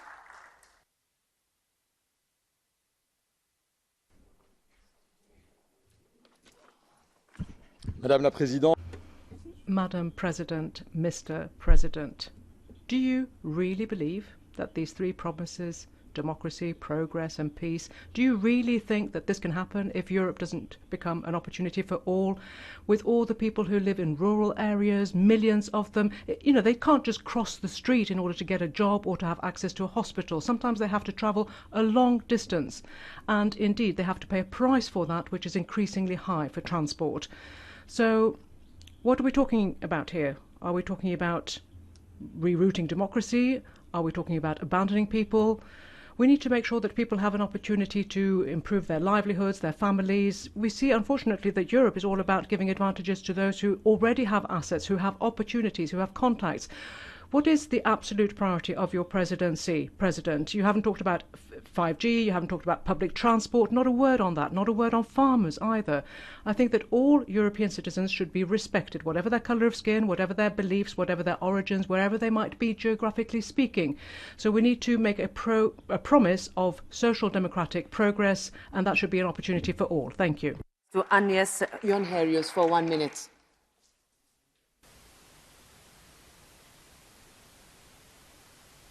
Dank u, voorzitter. President Macron. Ik ben blij dat we het... Thank you, Madam President. President Macron, I'm glad to see that we agree on a major priority, that's higher minimum wages throughout the EU. As far as I'm concerned, this is a crucial recommendation because it means that we can have European rules to ensure that all Europeans have a decent wage for the work that they do. You don't seem to be wasting any time, and so we expect that you, before the summer, will have adopted clear positions in the essential areas.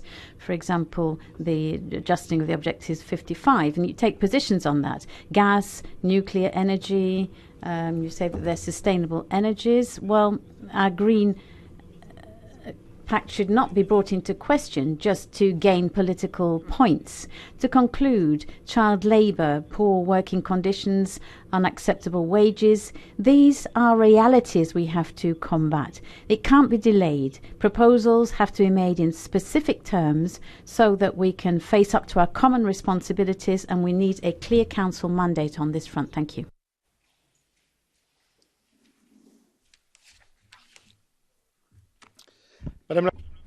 Madam President, President Macron, a parliamentary assembly is always sensitive to the magic of words, and you are a talented magician, Mr. President. But there comes a point in time when what is said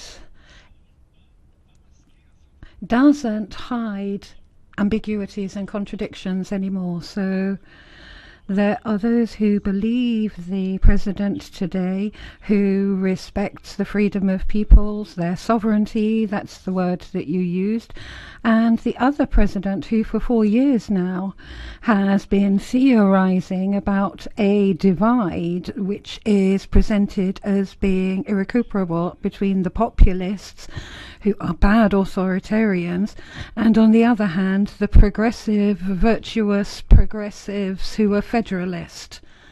Well, who believes in either of those presidents? I don't see myself in either of those categories. Can we have confidence in somebody who justifiably does in fact talk of the rule of law, which is a noble principle, but who in his country for 2 years has been managing a health crisis, not with his parliament and his government, who just channel what he wants for the last 2 years, but instead a council of defence and security, which is not the right body for this, and whose deliberations are carried out in secrecy. In defence issues, President, there may be a consensus. So why do you use this formula? You've done more in 2 years than others in 20 or 50. Progress has been made towards a Europe of defence, which has got double the funds originally planned, but there has been backsliding. We're not going to have European executive operations, haven't since 2008, and can't mount a robust military operation today, whereas we could 20 years ago in Africa. So, President, contradictions, ambiguities that can't be swept away, but we see this presidency as being one that's a highly responsible one, because the timing is such that... I give the floor next to Raphael Glucksmann for 1 minute.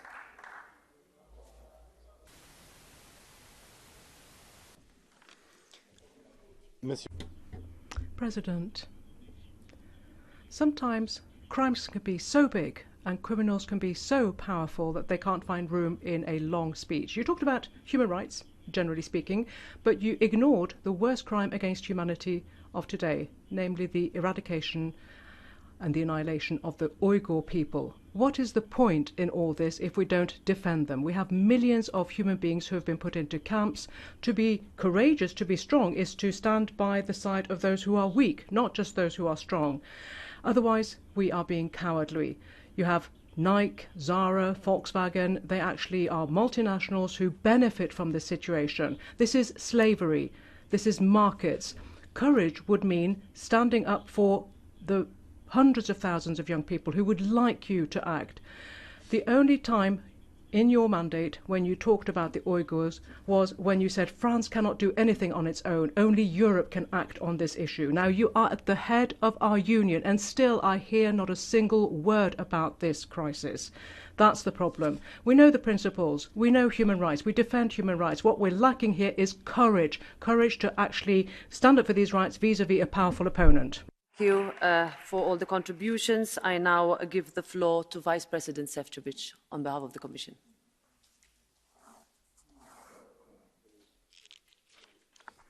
Thank you very much, Madam President, Monsieur le Président, honourable members. First and foremost, I really would like to thank all honourable members and Monsieur le President for what was really a very rich debate, very detailed answers and reaction, I think, through testimony to the European democracy. And I think if you look at the number of topics which we've been discussing today, ranging from the hard security challenge to the east of our borders, issues of social fairness, economic and climate policy, migration, down to the economy and the need for strategic autonomy, all this just testifies what kind of crucial times we are living in, and in what kind of crucial time, Monsieur le Président, votre Présidence is arriving to head the European Union.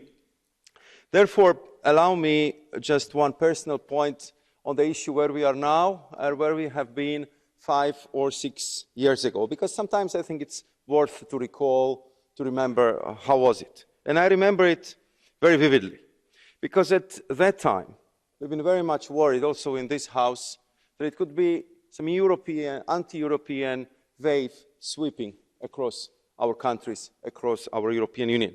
We've been worried that we will have more exits from the European Union, and we've been very much concerned about the possible weakening of the European cooperation. And I have to say, Monsieur le Président, that your commitment to Europe, your commitment to France, to the people of France and European countries, presented under the tune of European anthem in Paris, changed the mood. I would say that it changed the political course, and we know how badly we needed it at that time, because it brought us new ambition, new courage, new hope, and new determination to build Europe which should be stronger, better prepared for the future challenges. And I think this was the debate this morning focused on how we can do that. I'm glad that the honourable members, many of them, have been very fair, because a lot has been done. We never had such a transformative budget, transformative funding as we have with the next generation of Europe. We clearly demonstrated that if it comes to the vaccination, that Europe, if it pulls as one, can really deliver what I would describe the miracles. Just let's remember where we have been a year and a half ago and what kind of dramatic debates we had in this House. We adopted a commitment as the first continent in the world to be climate neutral. And we are working a lot and delivering in the area of defence. We are working a lot on strategic autonomy. Thierry Breton is sitting with us all the time. He's working a lot about new technologies. And what I'm very glad on, we are focusing much more on the future of Europe than we have been in the past. So what I would like to conclude on is that I agree with all those honourable members who are very clear, demanding, and rightly so, that we should do more. And we should deliver it faster. It should be more actionable, more result-oriented. And of course, the question is how to do that. I'm glad to say that a lot of the proposals which are addressing the core issues, which have been repeated in the interventions of many honourable members, are addressed with the proposals we already put on the table by the European Commission. And what we need is, and here I totally agree with Mr. Verhofstadt, we need unity. We need a close collaboration and cooperation with the European Parliament, and we need ambitious presidencies. And, Mr. the President, I think that you represent such an ambitious presidency which is focused on strategic delivery, on the future, and which is committed to the concrete results. And I just would like to say on the behalf of the Commission that we are ready to work with you as closely as possible, hand in hand, because success of your presidency will be success of Europe, it will be success of France, and therefore we should focus on close cooperation and close coordination as much as possible. Monsieur le Président, Madame la Présidente, honourable members, thank you very much. Thank you very much, Vice President Šefčovič. Je vous donne, pour conclure le débat. To conclude the debate, Mr. President, you have the floor. I know that it will probably be your pleasure to answer the questions in a comprehensive speech. Thank you, Madam President. I will at least try to come back to the main points that were raised, and thank you very much to everybody that has taken the floor. I would like to start by introducing minor clarifications. I have never actually said that loving Europe means you can't love a national identity and culture, but I would distinguish between those that love their country and culture. I would distinguish between those and those that want to destroy Europe. I think that actually there is a majority here, for example, who believe in Europe, but also the cultures and identities of each country, but who still fight against the barbarics of nationalism. There is a distinction, so I think we should avoid any form of confusion. Yes to Europe and a desire for Europe, which you have always heard me defend, which respects cultures and identities, but which is firm in its principles, fighting against divisions which lead to national egotisms, which just repeat history. And if you have political forces that have expressed themselves in our countries on these points, I would listen to them. But 5 years ago, the French chose in the second round of the presidential elections. Who did they choose? Which were the two political forces which were at the top of the running in France? Because, yes, those who represented that divide, I don't want to name them, but there is a divide that was clear today with men and women coming from different countries in Europe with political convictions which send you back to nationalism. So I would distinguish between a love of identity and culture, patriotism, which is not nationalism, and Europe and federalism. I would distinguish between the two, and you have never heard me, MEPs, either support any form of European racism of any form. And I try to walk a path from the start to the end. I believe in European civilization, the strength of our culture. I've always defended that vehemently. And you have spoken, some of you, about words. Words have a meaning, and I don't want those to be misrepresented. On French industry, that was destroyed by 12 years, but to 2029 onwards, we are seeing it coming back. That's just a fact. Then the temporary reopening of coal mines that were plants that were closed temporarily. Yes, there were 2 plants that were totally closed and 2 that were temporarily closed due to delays, partly because of supply problems. Again, facts. So I just wanted to make those points clear.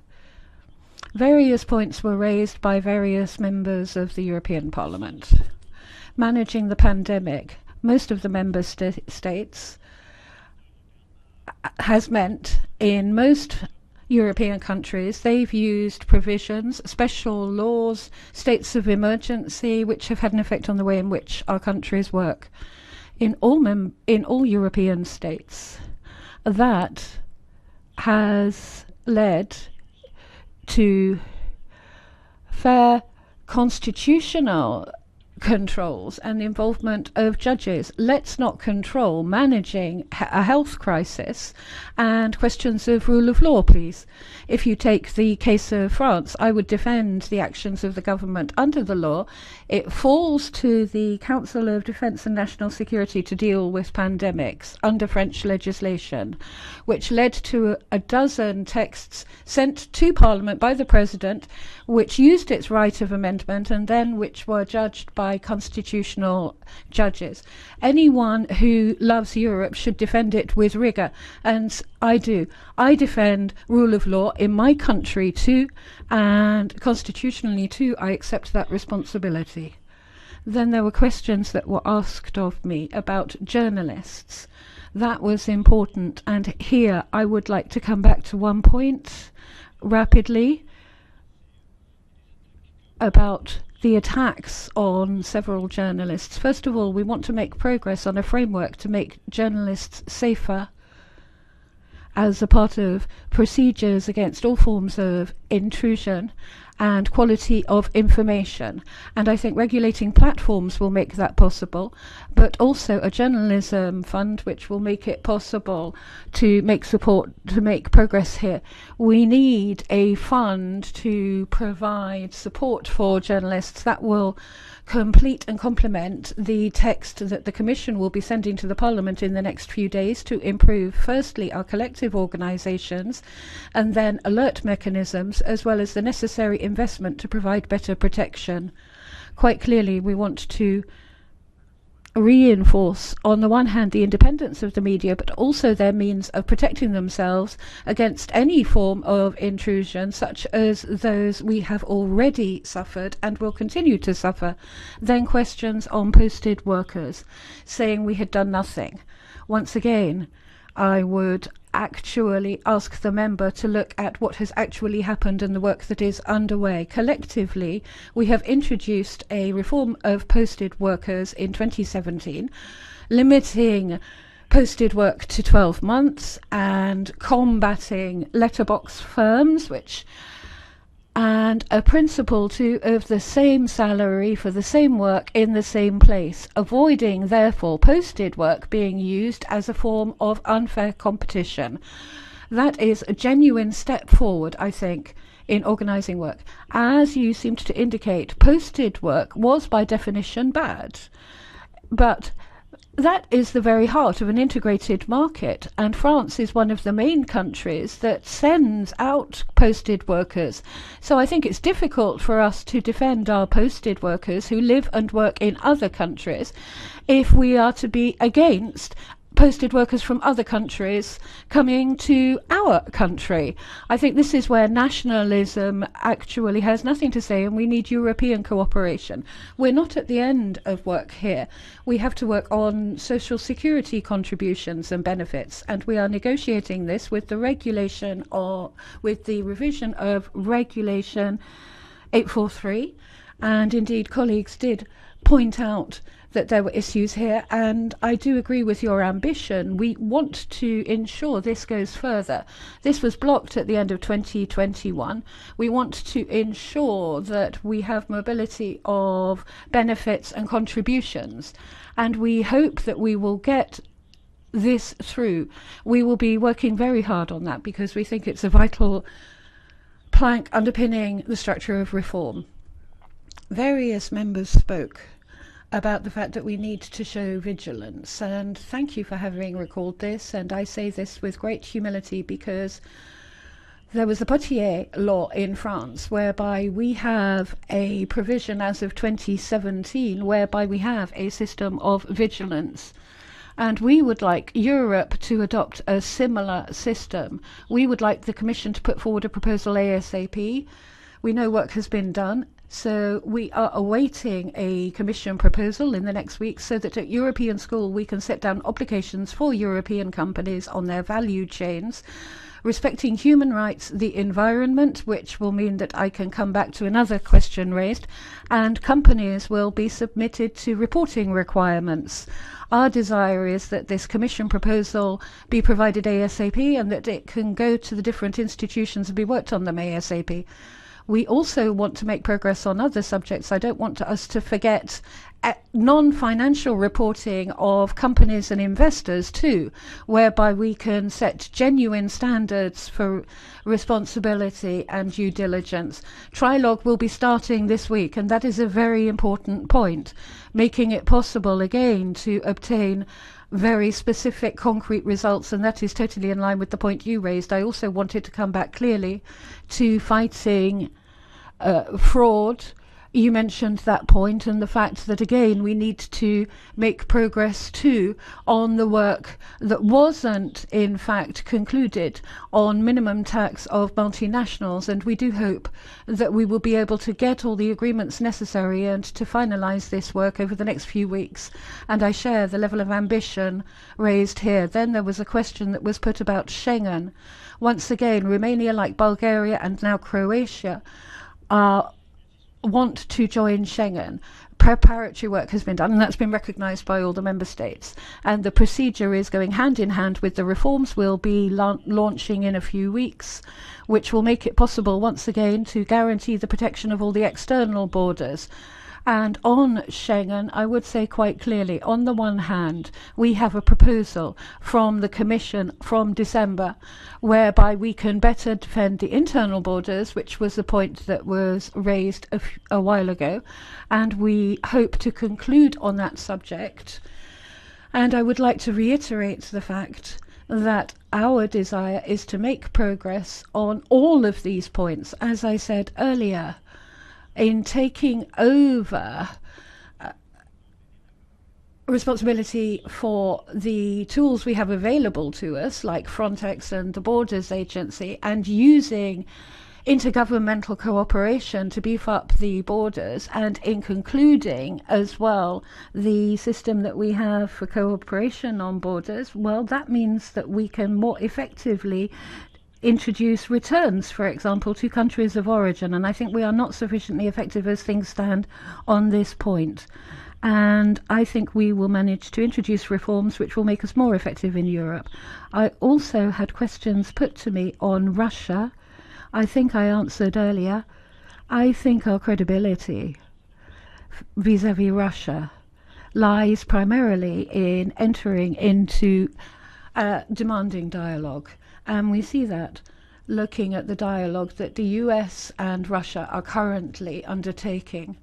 I think that it is good for there to be coordination between Europe and the US, but it is vital that Europe has its own dialogue with Russia.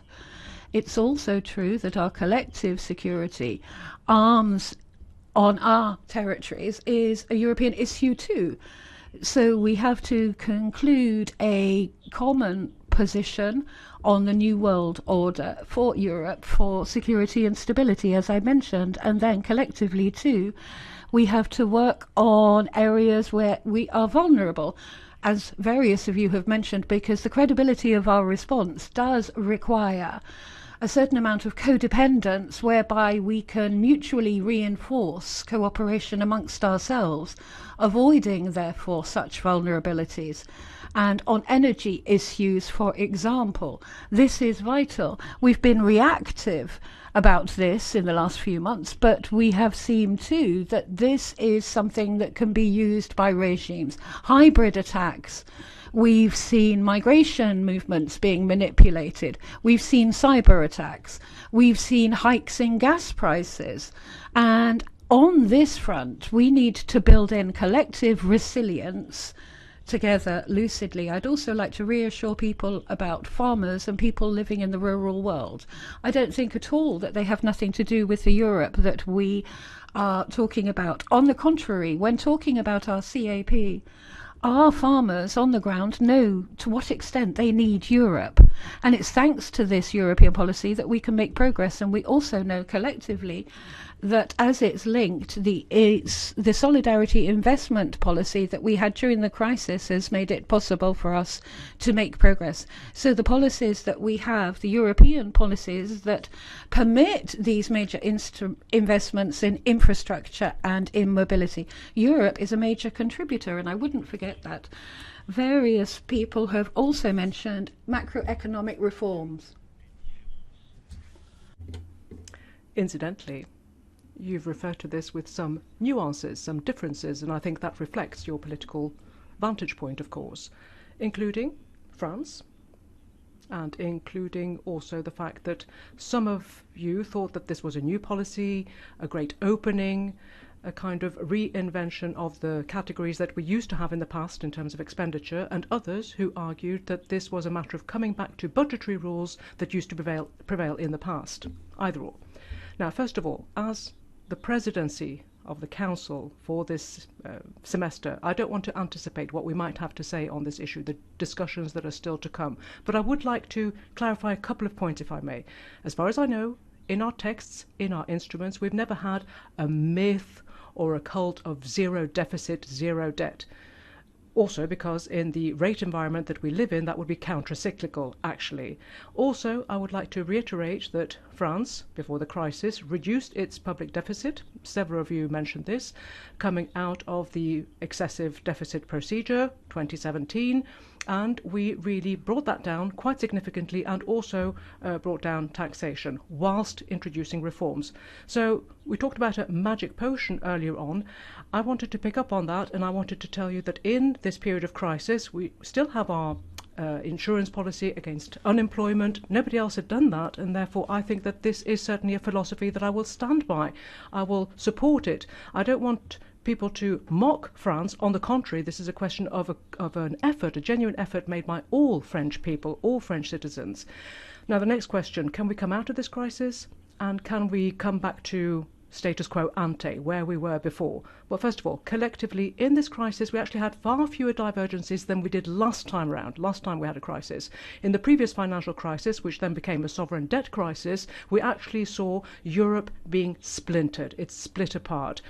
This time, we have a solidarity-based investment system in practically all of our countries. We're all agreed, and these policies are monitored, assessed, and for those of you who are concerned about France, let me tell you that a Nobel Prize winner a few days ago said that the French solution was not amongst the worst you could have, not at all.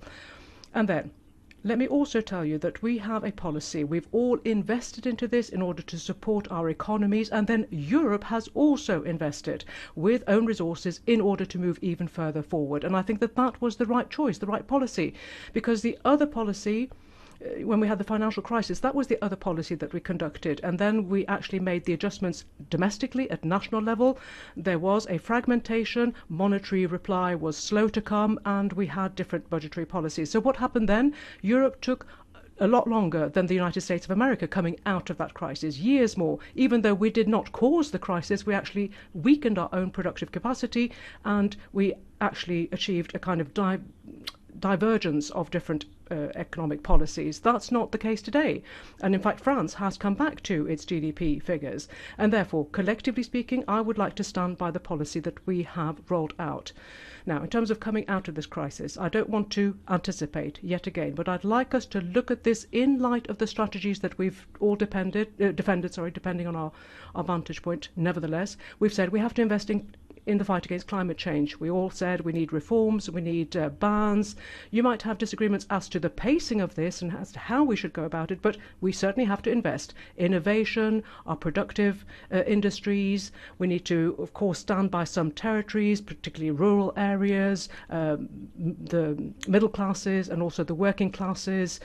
We need to stand by them, of course, and for all of that we need to make a common investment. And in order to get a more high-tech Europe, a technological Europe, we need to have investments, national investments and also European investments, and also stronger defence. I agree, we should go further, but for that we need to put money on the table, we need to make investments. And again, look at the different countries, look at Greece, for instance. Greece is shouldering a lot of the European expenditure here. Some of us are very far from the 2%, and yet it's all about collective security. That's what we're working towards. So we need to look at the budgetary terms as well. And so therefore, yes, I am in favour of having investments. We need these investments, and we can have a common analysis. What are the investments that we could, take from the private sector? And I think I've mentioned that. Taxonomy, by the way, is part and parcel of that. And then there's another part, if we want to go sufficiently quickly ahead, if we want to be there, stand by people, then we need to have public investments as well, state investments. So there's a mass of public investment which we need if we want to be ambitious on climate, on military aspects, on social aspects, on industrial aspects. We need to be there. We need to step up to the plate. Whether it's community, whether it's national, that's the debate that we're going to have. And we need to have the right instruments in hand in order to reach that target. That's the debate, and that is what will lead us to a new macroeconomic policy with the investments, priority investments on all of these big areas that I've talked about, either at community level or at domestic level in a different way. But one way or another, we'll need to come up with the funding. We'll need to come up with the financing, and that whether that's community funding with new own resources in order to finance these policies, that's one thing, or domestically with national funding. That's the debate that we're going to have. We know that this generation is really facing a turning point from that point of view. I was also asked about another issue, namely regional languages and multilingualism. And you know that the Minister of Foreign Affairs of France is a defender, a champion of these rights, linguistic rights. First of all, we very much hold by these principles of multilingualism in the European institutions. I'm going to say this here and now in front of the European Parliament. We're in defence of the French language, of course. And in addition to that, we must not forget, what it was that lay at the very foundations of Europe, post-Brexit, etc. You are, if you like, the embodiment of that multiplicity. Also, regional aspects have their room in all this, have their place in all this. I'm not sure how you interpret the legal decisions that you talked about earlier. I don't want to interfere in domestic legal proceedings in Spain, but we certainly believe that regional languages shall be respected. You know that in France, of course, French is the only official language, but through education, through a proactive policy that we should continue to pursue, I think we also want to make sure that regional identities can be expressed, can be lived, a lived experience. I'm also in favour of being ambitious when it comes to the South American continent. Several of you mentioned this, quite rightly so. I forgot to mention it myself. In May, yes, indeed, we intend to hold, together with our colleagues in Spain and in Portugal, we want to hold an informal summit on the South American continent, and we want to talk about our partnerships on that occasion. So thank you very much for recalling the importance of that event. I look forward to it. And then the final few points, if I may, joint military operations. In a way, you might have surprised me here, Mr. Danjean, in your speech. You know this area very well indeed, and at the beginning of my term of office I was able to rely on your expertise in order to draw up a strategy document which helped us pave the way for a new French law on this particular aspect. So you know the situation very well indeed, and you know that France is very committed to this here and in Europe. And let me reply to you therefore, sir. Yes, we still have joint military operations. We do this together in the Mediterranean, in the Arab Gulf, Persia, and also, of course, the task force in Cuba. So for all of these operations, we are talking about joint military operations. And incidentally, let me point out that this was done at the behest of our Greek colleagues and in cooperation with them. We've always worked together with you. I can tell you, France is very much devoted to this concept together with you. So we launched these operations together. We're also procuring collectively for our equipment. In terms of the rule of law, I've said what I've had to say, but on defence, I can also state quite clearly what my opinion is. We don't have enough. We don't have enough distance between what's happened in the past and today. I would like to commend the initiatives taken by Germany, France, others. I would like to also talk about the permanent structured cooperation that we now have, which set it up some years ago. Now we still have projects up and running, the Twister, etc. I won't list them all. We also have a European Defence Fund, which we have set up together with principles, common principles. We fought for that, and I agree with you. We could go a lot further. It's not the end of the story, and I'm relying on your support. I'd like us to go further, to make these rules even more robust, to make them genuinely European, but we are the main investors when it comes to research and technology in Europe in that particular place, and we know that the Commission is working with us closely, and we all know how important it is. Also, we have a common cultural strategy with a European initiative for intervention proposed at the Sorbonne. 10 countries or so have decided to sign up to this. So That's another example, and thanks to the work done by the High Representative, we'll be able to bring that particular Compass project to an end as well, to completion. And these are a series of projects that I'm listing here before you, just to illustrate my point. You can, indeed, cite such examples. And like yourself, I believe in action rather than words, and I believe in facts, I believe in realities rather than grand declarations, grand statements. Finally, a question was put to me on the issue of China and on the massacre of the Uyghur community. I turned to the honourable member, and you were quite right to talk about deportation, about forced labour, and about these attacks. First of all, I agree with what you said, the fact that there are several brands that have been affected by this crisis, and we now have a framework in France in order to move forward on these issues in terms of corporations. You're quite right to mention that. Secondly, you know that France every time is very clear bilaterally on these issues, and we were perfectly clear also with Chancellor Merkel, President Michel, President von der Leyen. We raised this issue and we said that this was a condition for the investment agreement. Now, why do I want to respond to that particular point in quite some detail? You talked about your commitment, and I wanted to respond by saying this.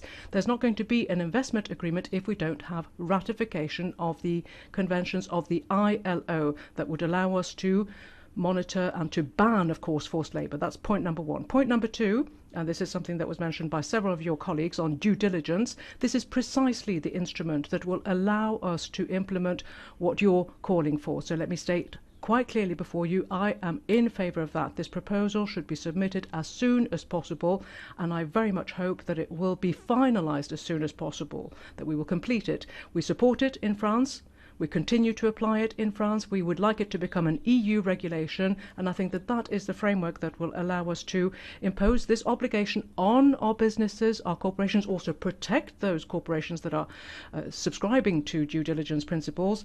And as for the Commission will also come forward with its proposal for a text, or it might have an ad hoc approach, but to ban the import of goods that are the result of forced labour, a ban on such imports. That is what Europe can do, so let's do it. Ladies and gentlemen, these would be my replies to your questions, comments. I picked up on certain points that I wanted to make perhaps more specifically and respond to you. I was very happy and very proud to be able to stand before you here today in Strasbourg, in this Parliament whom we love so dearly, as do you, and I would like to thank you very much indeed for defending the Parliament in Strasbourg. First of all, because this is the spirit and the letter of our texts. Furthermore, because the Europe that we believe in is a Europe that doesn't have a single centre, it is actually a polycentric Europe. You have pillars which are present in different countries. And therefore, I believe that the presence of the European Parliament in Strasbourg and the progress that we've been able to make, and I would like to thank all of the teams, the Secretary General and the teams that have really helped us these last few weeks and months. You know that France has really made an investment in order to provide good working conditions with new premises, allowing you to work better and to be welcomed even better here in Strasbourg. It's because we believe in this, and we believe that this is the Europe that we want to defend. The values that we want to defend are mirrored in this European Parliament in Strasbourg. So that is what I wanted to say. Thank you. I believe in a Europe of ambitions, and that is what we need. We need a unified Europe. We need a Europe that stands together, and I know that you all know, notwithstanding differences in opinion that we've seen today and that we can have, of course, amongst each other, but we know that we can have a respectful dialogue, we can have exchanges, sometimes moot points, sometimes controversial points, but nevertheless we can come to good compromises, ones that are ambitious, ones that allow us to build Europe and to take Europe into the future, take it further, respecting all differences, respecting also the fact that we sometimes agree to disagree, but at the same time we're always seeking new agreements. So thank you very much for your kind attention, honourable members. Merci. Merci, Monsieur le Président. Merci à tous les collègues. Thank you to you, Mr. President, and to all colleagues.